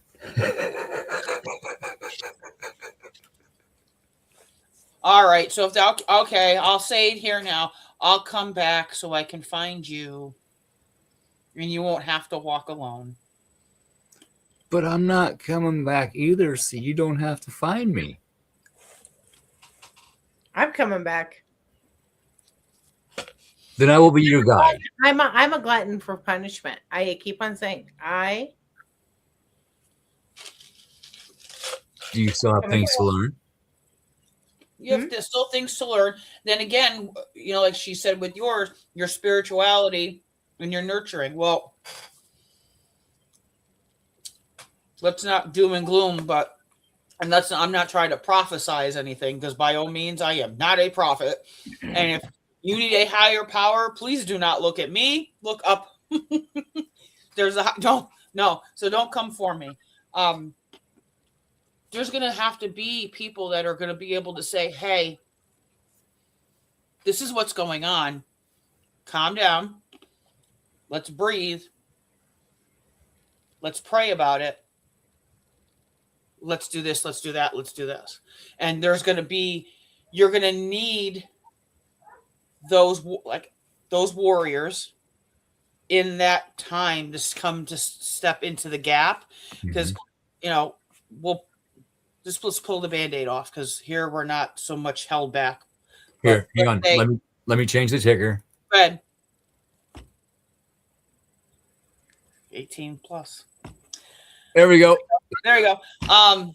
So when we still have Renee's birth chart up. When shit hits the fan, because we're talking like how she said, right? So when shit does hit the fan, and whatever religion, end times, the apocalypse, whatever you want to call it, whatever your religion, your flavor decides, whatever you think, there are going to be people, and that's why I said, like you say, you're the glutton for punishment.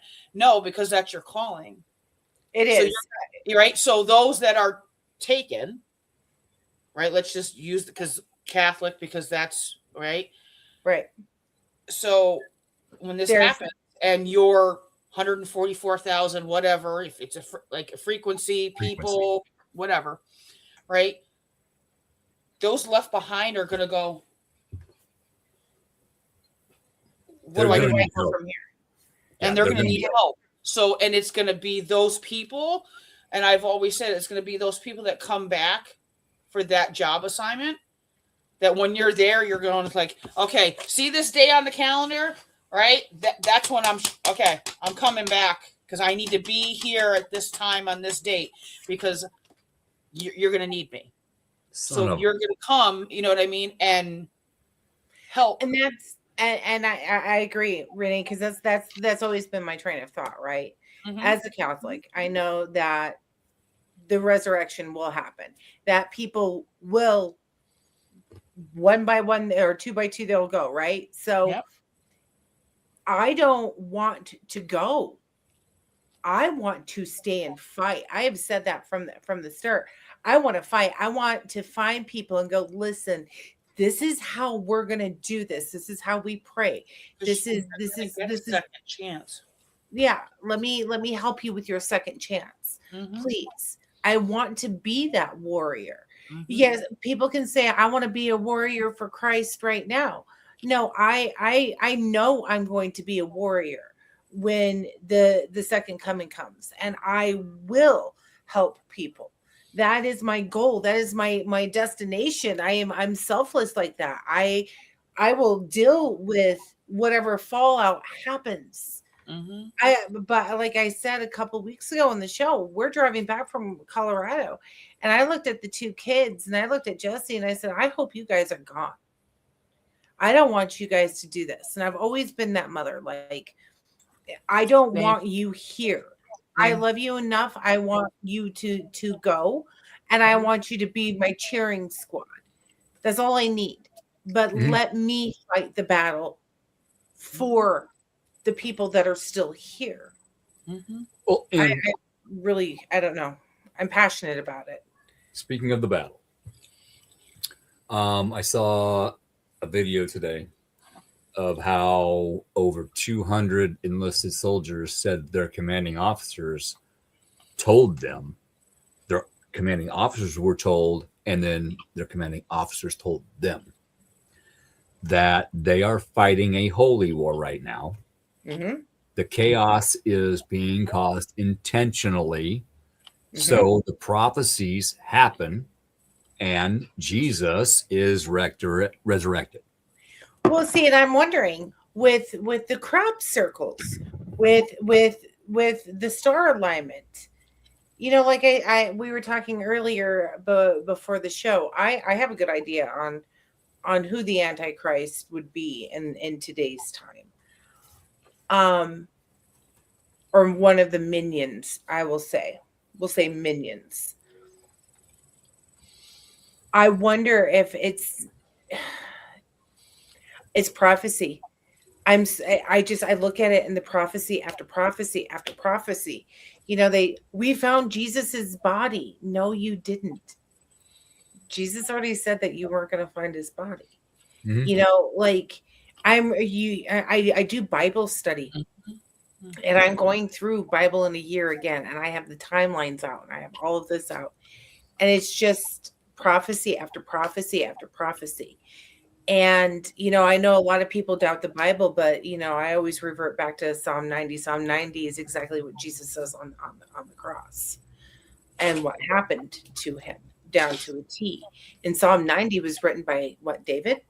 So David was how many years, but that was his lineage, right? But the more I study, yes, the caves that supposedly held the 4 horsemen, but one's missing. I haven't heard that. Well, and the 4 horsemen, I mean, that's easy. Anything red, white, black, and green. Flag. That's all I gotta say. Like, I mean, but I look at, you know, the way that the church is struggling. I look at how many new people have just come into the church, and that's all part of the prophecy. Oh, and then elected officials get a hold of how many pastors and whatnot, and have them all come to a secluded location in a state, and they get a phone call that says, you need to prepare your flock because what's coming out is going to freak people out. And that faith is going to be shaken. Yes. Okay. So, and the Bible speaks about that. Project Bluebeam. Just saying. On that note, ladies, I'm going to need a tally mark. I'm sorry. I'll be right back. Go ahead. But, you know, you turn around and you look at that, right? And that's all prophecy. That's all been written in the Bible. Yep. Fire in the sky. You know, before the show, Joni asked about, why people see aliens as demonic. Well, that's what we're told in the Bible. They've already told us that. They've already told us, if you read the Bible and you study the Bible and you go back and you do your history, that this is what is stated is going to happen. So what are you going to do? Are you going to believe what you see or what you have learned and what you know? Mm-hmm. I have a hat that says walk by faith, not by sight. Mm-hmm. You know, and I try to live that. And I'm just sitting here going, aliens coming down. We have a holy war. We have people that are going to be shaken in their faith. And we have Satan, the great deceiver, at the steering wheel. I mean, there was a post about the Pope because he wears Nikes. And people lost their ever-loving mind because he's got white Nikes on. Right. Like you're worried about what's on his feet? And people are like, oh, well, that means something. And, that means the church is, like, to either here or there. You know? And like, people lost, there was, like, that post went viral. And there was, like, 150,000 comments on it. And it was, oh, he's got better shoes than me. Why are you giving a crap what he's wearing on his feet? We have big problems, and for those that aren't in the church and aren't in it with news wise, mm-hmm. we have the Nautical Way coming along, and I don't know if you've ever heard of that, but it's a challenge to the Catholic teachings, and it's infiltrated our churches around here, and some of our bishops have been caught and everything else, and I'm confused because I'm sitting here going, okay, well, I don't know anything about this.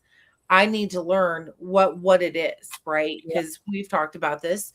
We had the Moravians. The Moravians were the first outside of being Catholic. And all he was saying is, no, we need to raise our voices. We need to sing. We need to praise. We need to do certain things that we were told in the Bible, but you guys have strayed away from it and became all about power and money, right? We need to get back to the basic roots. And then he predicted the Lutheran faith and said, you're going to have a baby that you can't put to bed in about, 100 years, 150 years. And John Haas is the leader of the Moravian Church. But what happened? The Catholic Church came back and said he was right. They were wrong for the persecution, and they've taken him off the bad list, so to speak. But now we have a huge challenge in the Catholic Church with it becoming split and divided once again. So what is really going on? Mm-hmm. So We don't know.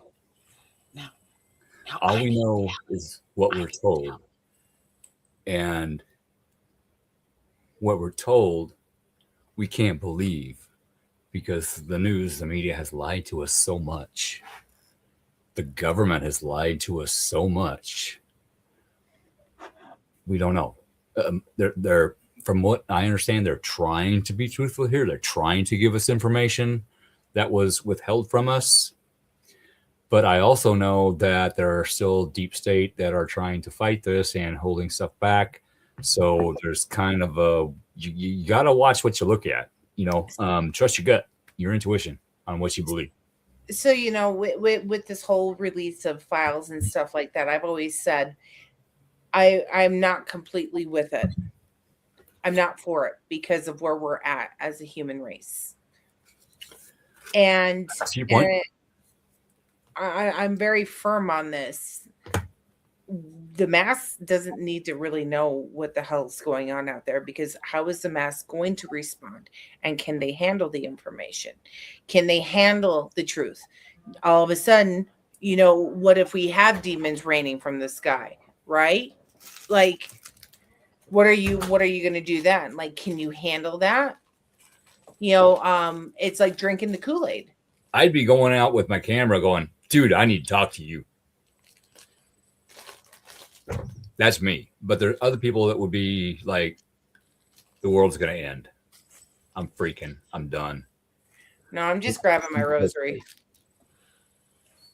I'm grabbing my rosary and I'm dialing 1-800 Virgin Mary.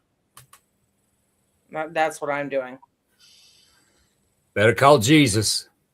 Well, and some of the prophecies, some of the visions are coming true too. That I know I'm going to bring it back to being Catholic, and I'll tie this around with astrology. Okay. But I forgot where I was going with that. The visions. Visions. Mary was seen, and she was told things, or she was telling people things. Mm-hmm. A lot of what she said was going to happen is coming true today. Yeah. And it's you. So then you really got to pay attention. If Mother Mary is sitting here pounding this into your head, but with astrology, God had to have a formula. God always knows what's ahead, right? And this is how I view astrology. So it's God's design. He's a mathematical genius, right?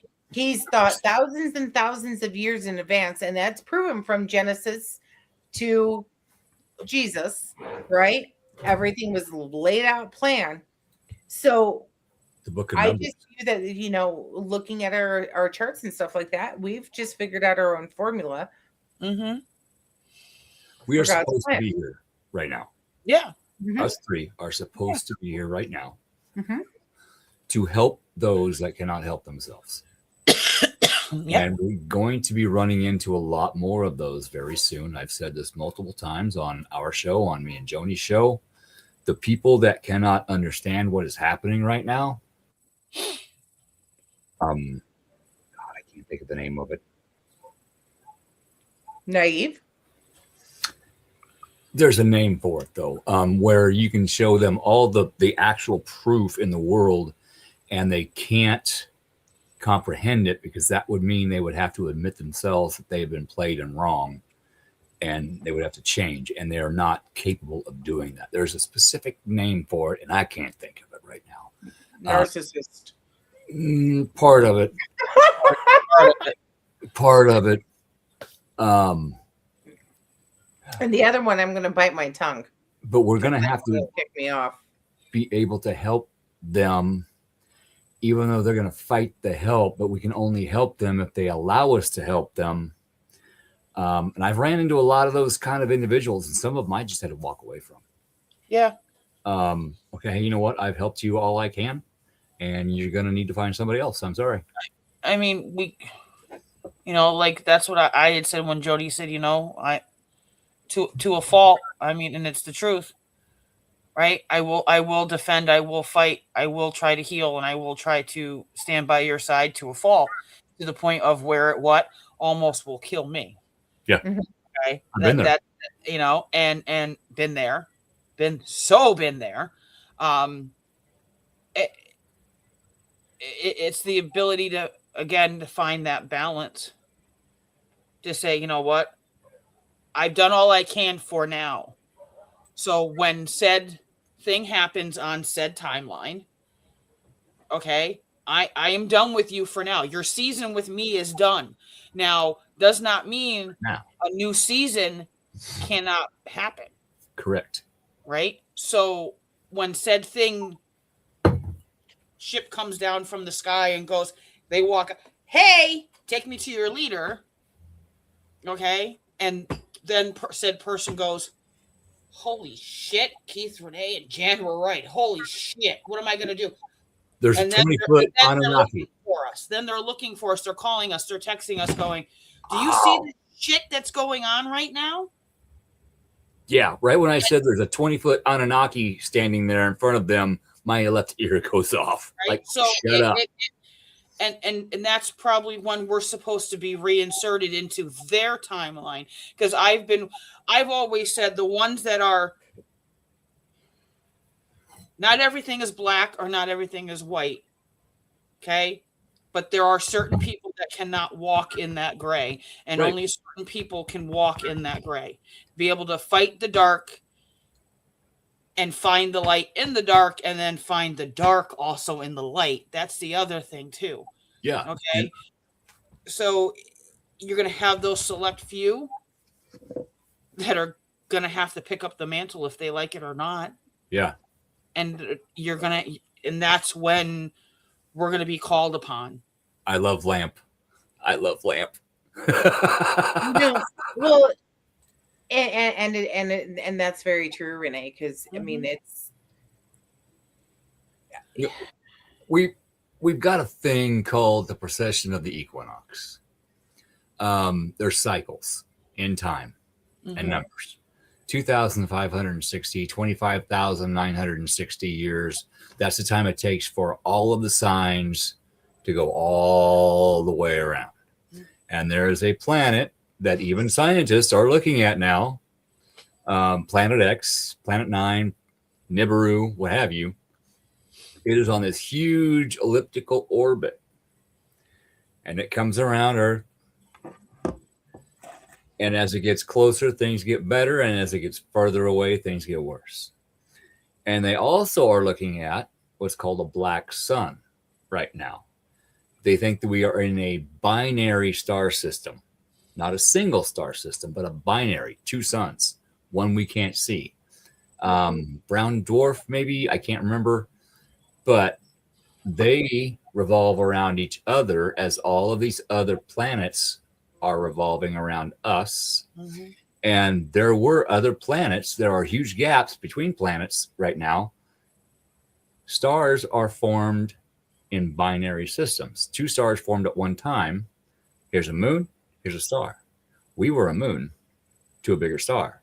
We got blown out of our orbit. So did Mars. Mars was another moon.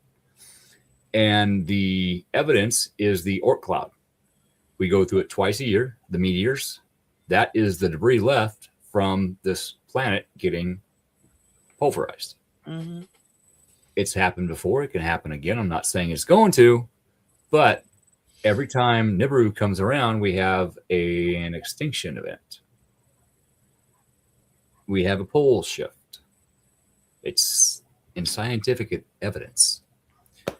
We were supposed to have a solar flash. There's no such thing as global warming. I'm sorry. I mean, yes, we are warming, but not because of cow farts. It's okay? natural. It's a natural process. I mean, and that's how extinction happens, because now we're uncovering what viruses of the old, bacteria of the old, that we're now not, we don't have our spleen, we don't have our tonsils, we don't have our gallbladders, we don't have certain things a part of us anymore, right? Well, not, I mean, we've changed our DNA, we vaccinated ourselves. So I'm not telling you guys what to do, but I mean, it does change our immunity, right? So, we're more susceptible to the Black Plague now, than we were, say, 80 to 100 years ago. And thousands of years ago, we had antibodies against anthrax. We don't have that anymore.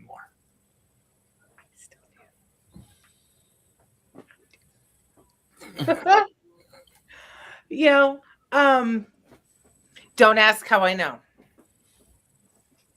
Don't ask. There was an anthrax scare, and anthrax is something that's produced naturally in our ground. Yep.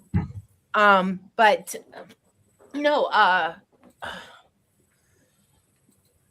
it's completely natural. It's completely natural for us to cycle out, and we are losing a lot of animals due to extinction. That no matter what we do, they're like, no, it's time. It's done. We're done. Mm-hmm. Yeah. I wonder if that's not what happened with the dinosaurs. No, we're just done.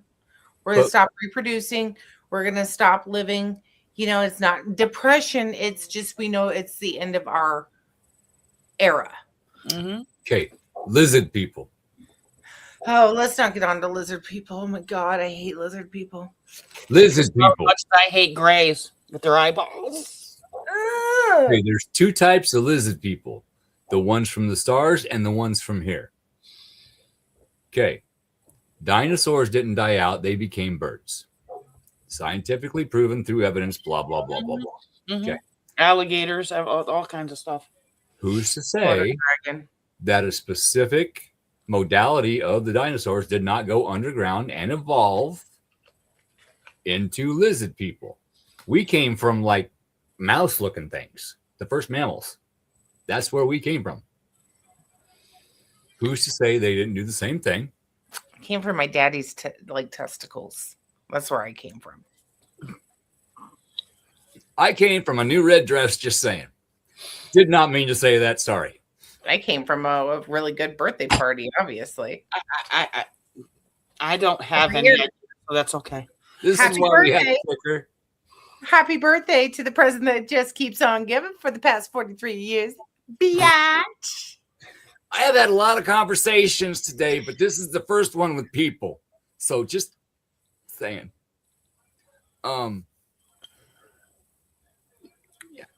Lizard people.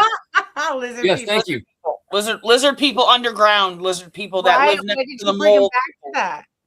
Who's to say that didn't actually happen? The government knows about it. They're in contact with these individuals. And these people came back up and said, you know what? We're done with your ass.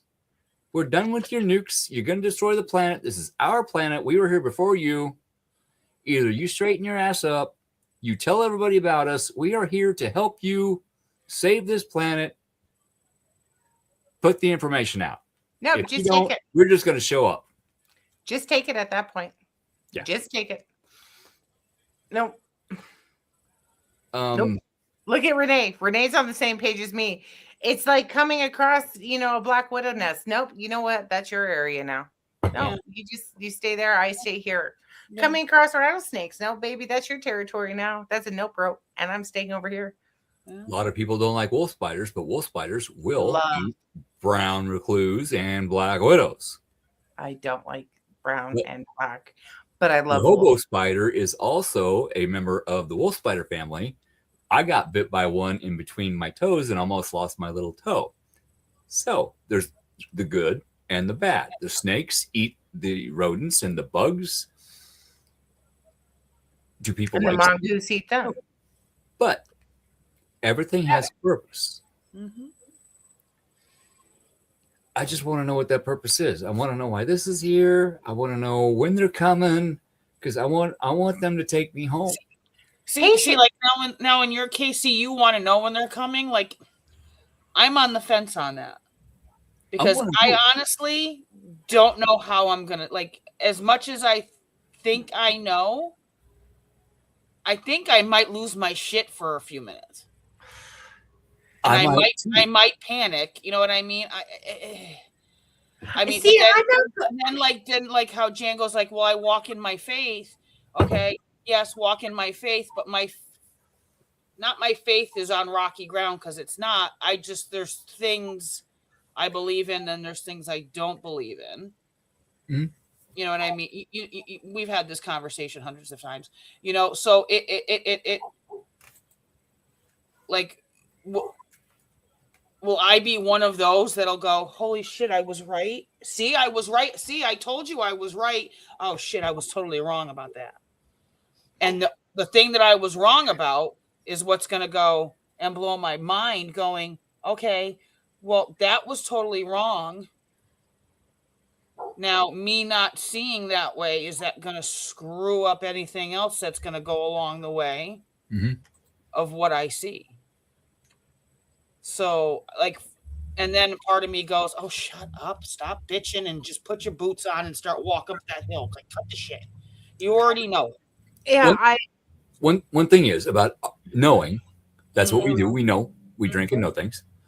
We're going to see these things coming down, landing, and these things coming out. We're going to know if they are good. Throw a net on me. You're coming with me. Like that's you know what? If they say take me to your leader, I'm going to take him into a side of Catholic Church and hopefully watch him just go.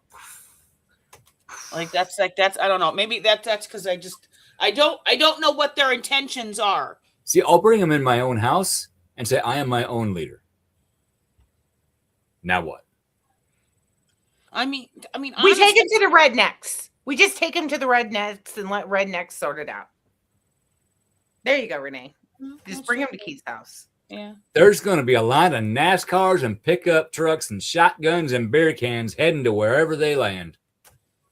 It's going to be over in 2 days. Watch this. That's what it is. I think that's what it is with me. Is like with those eyeballs, and it's like I don't know. Like when I hear people talk about them, and then people describe them, and then things that happen to them, and then it's like they look at you and like in this condescending way, like blah, like you are nothing, like you are some little thing in our hands, and we are ha ha ha. You know what I mean? And I just go, oh my god, they like, have. Why did you pick me? Like I have many things. Yeah, no, I hope I'm living in the middle of nowhere. I really want to be in the middle of nowhere. I want to have my garden. I want to have my chickens. I want to have a couple of pigs, Jesse. Okay, I think that was told very sternly. So, yeah, well, no, I got to have something to eat carcasses. Yeah, that's true too. Oh, yes. Yes, but you're going to need more pigs in a couple. Just saying. Well, they breed. Goats. You know, just as long as I have my farm out in the middle of the woods, in the middle of nowhere, and anybody that comes near me.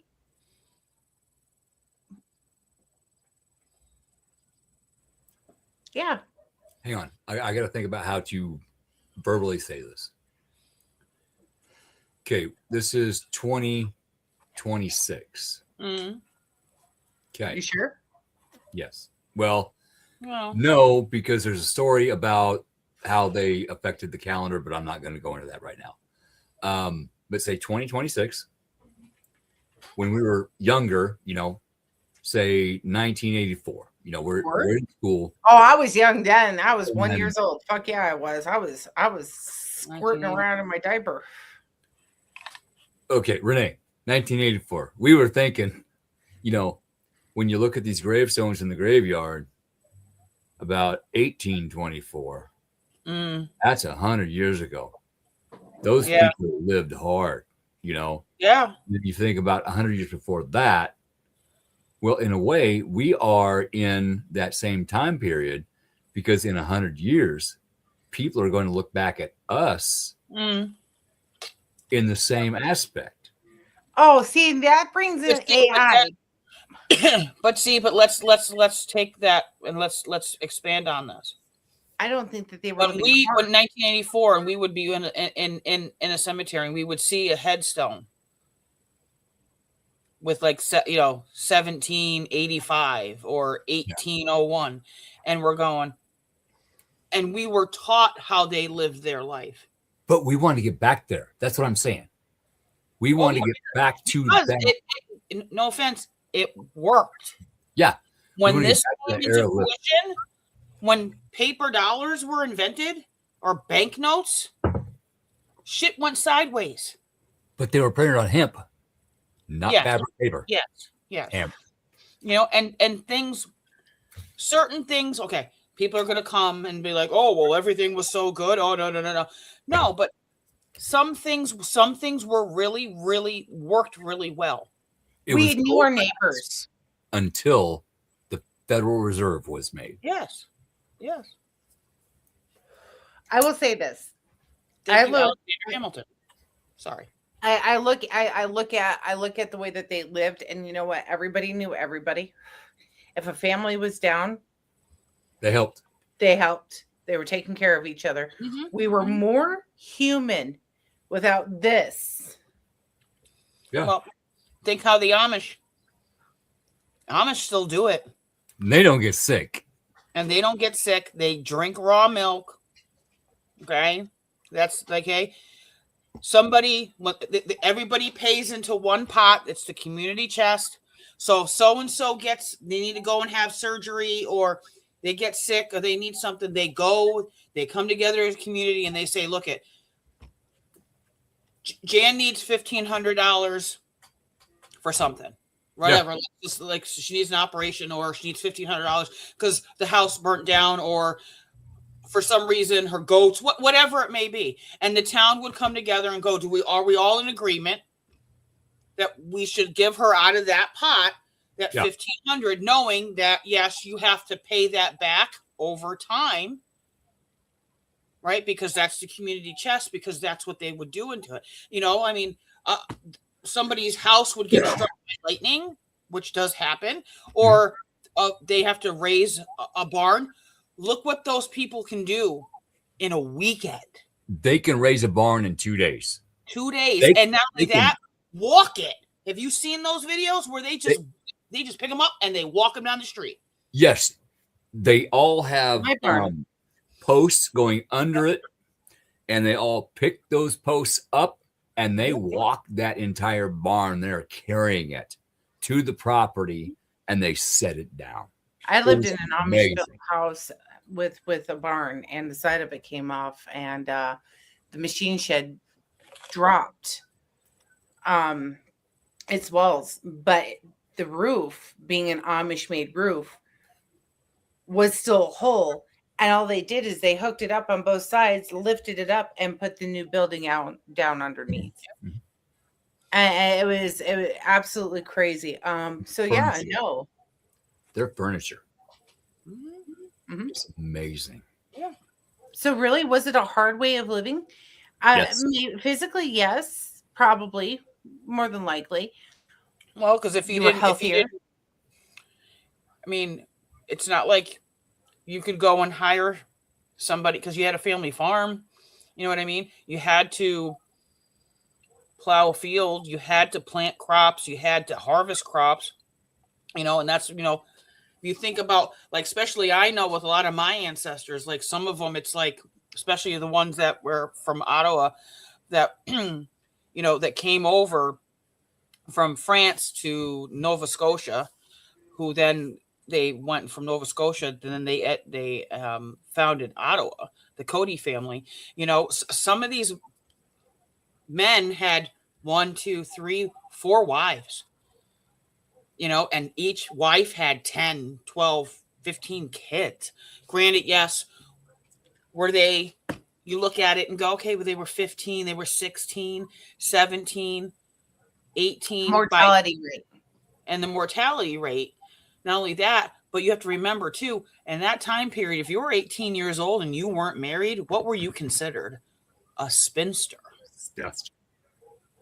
You know what I mean? So you didn't want to be the talk of the town, like, oh, my daughter's 18 years old and she's still living at home and she's not married, doesn't have kids. Oh, so they would send them over, but a lot of my family, they had farms in Ottawa.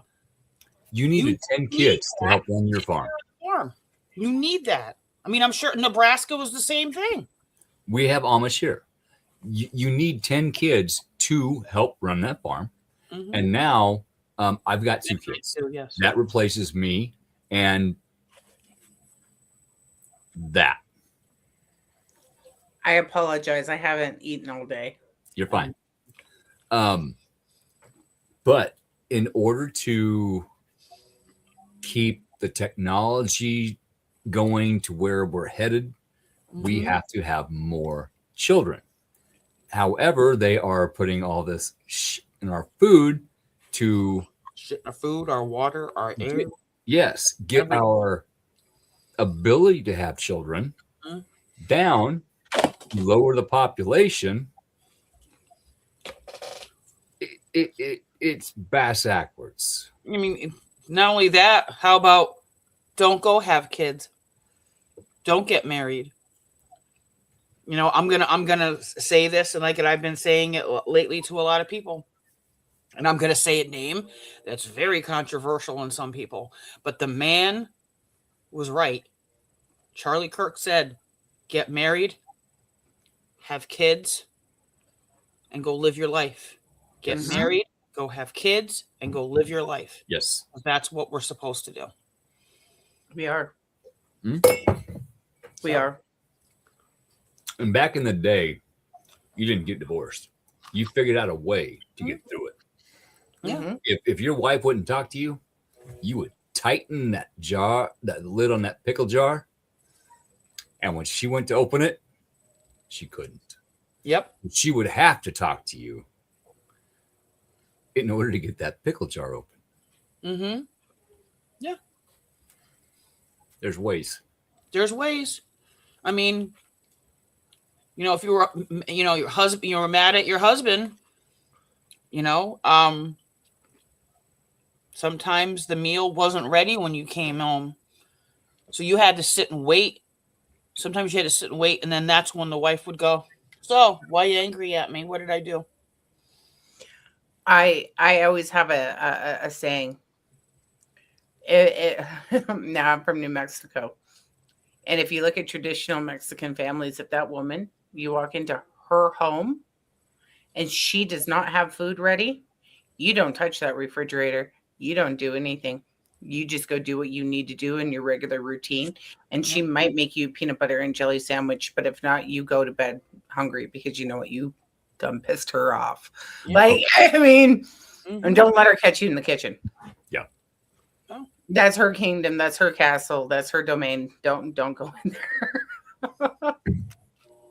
Unless she asks you for help. Yeah. But yeah, no. We're not taught relationships anymore. It goes back to recess. I'm sorry. That's where you learn. Right, Lisa. Thanks. Recess is where you learn. Social is, they say, oh, homeschooling kids, which I homeschool, aren't very social. I'm pretty sure my kids are social.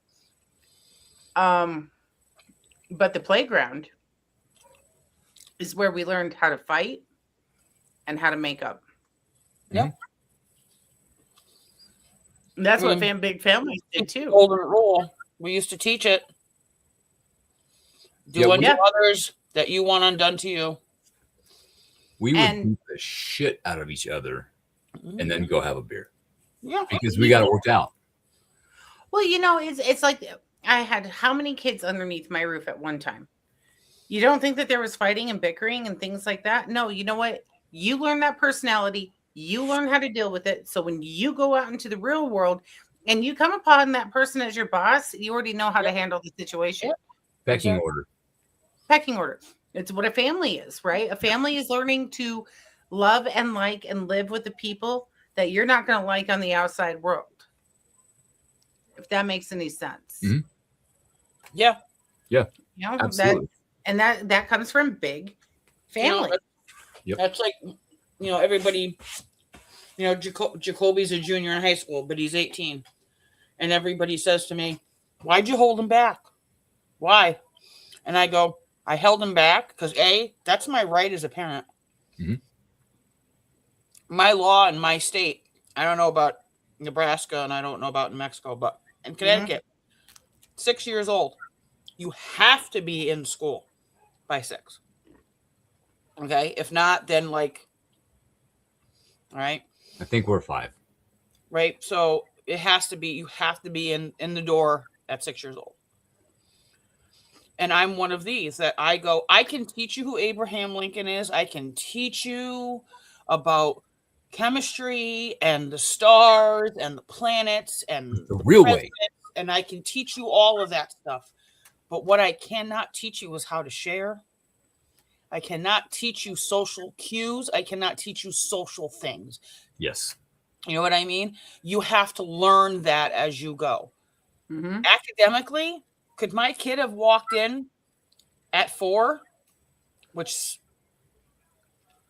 I never liked, because those are little babies that should not be sitting in a classroom all day.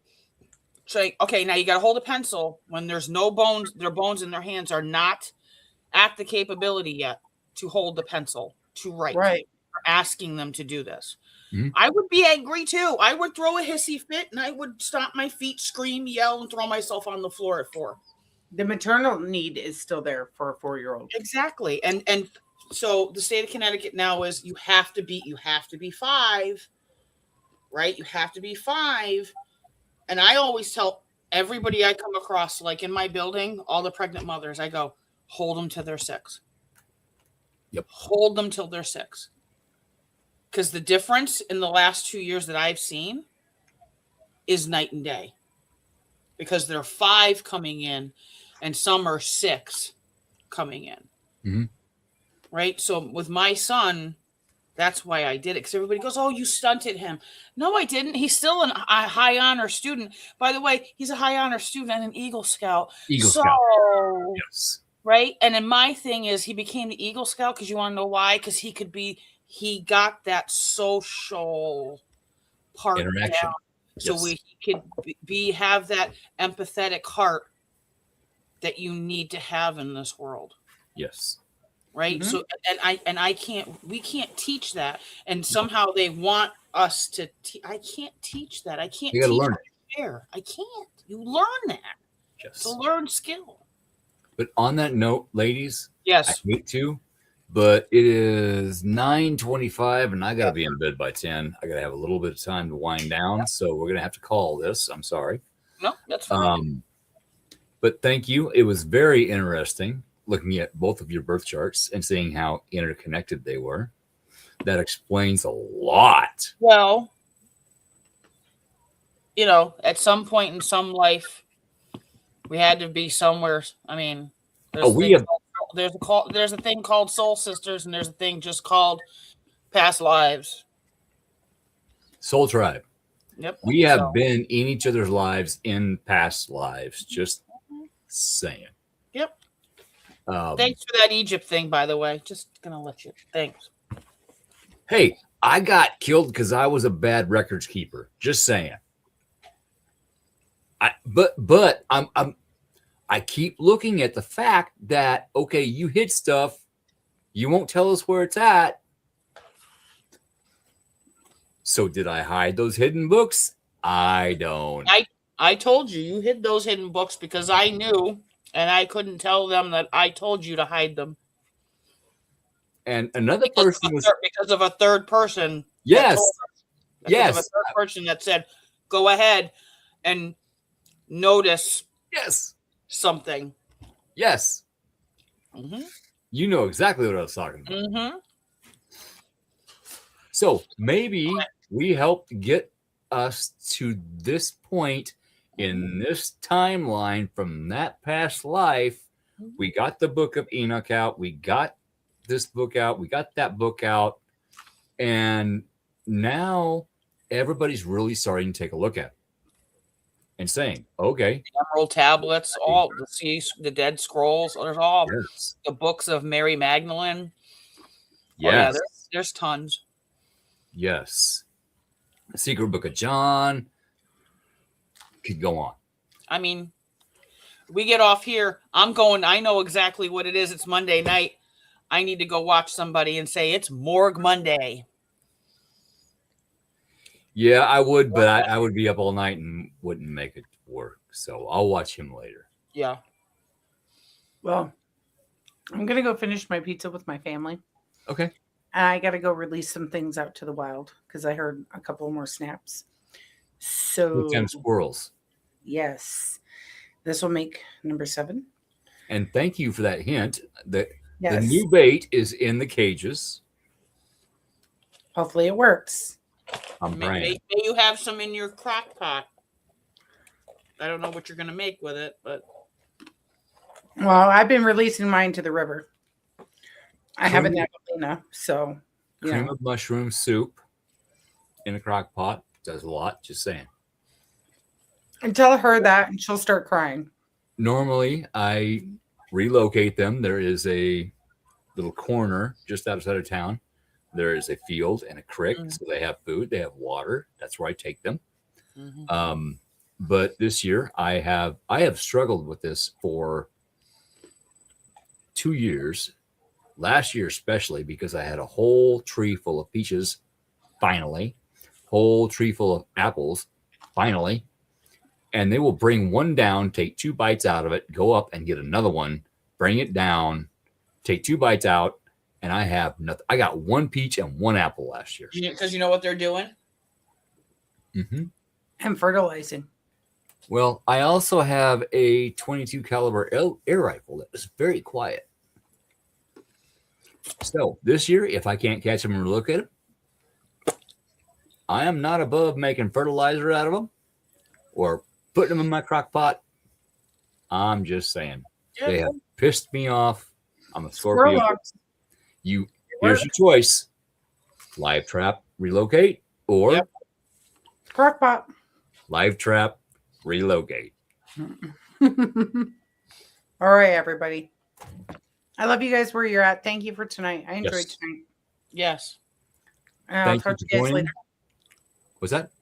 I'll talk to you guys later. Absolutely. Be good. Thank you for listening to us banter and stuff.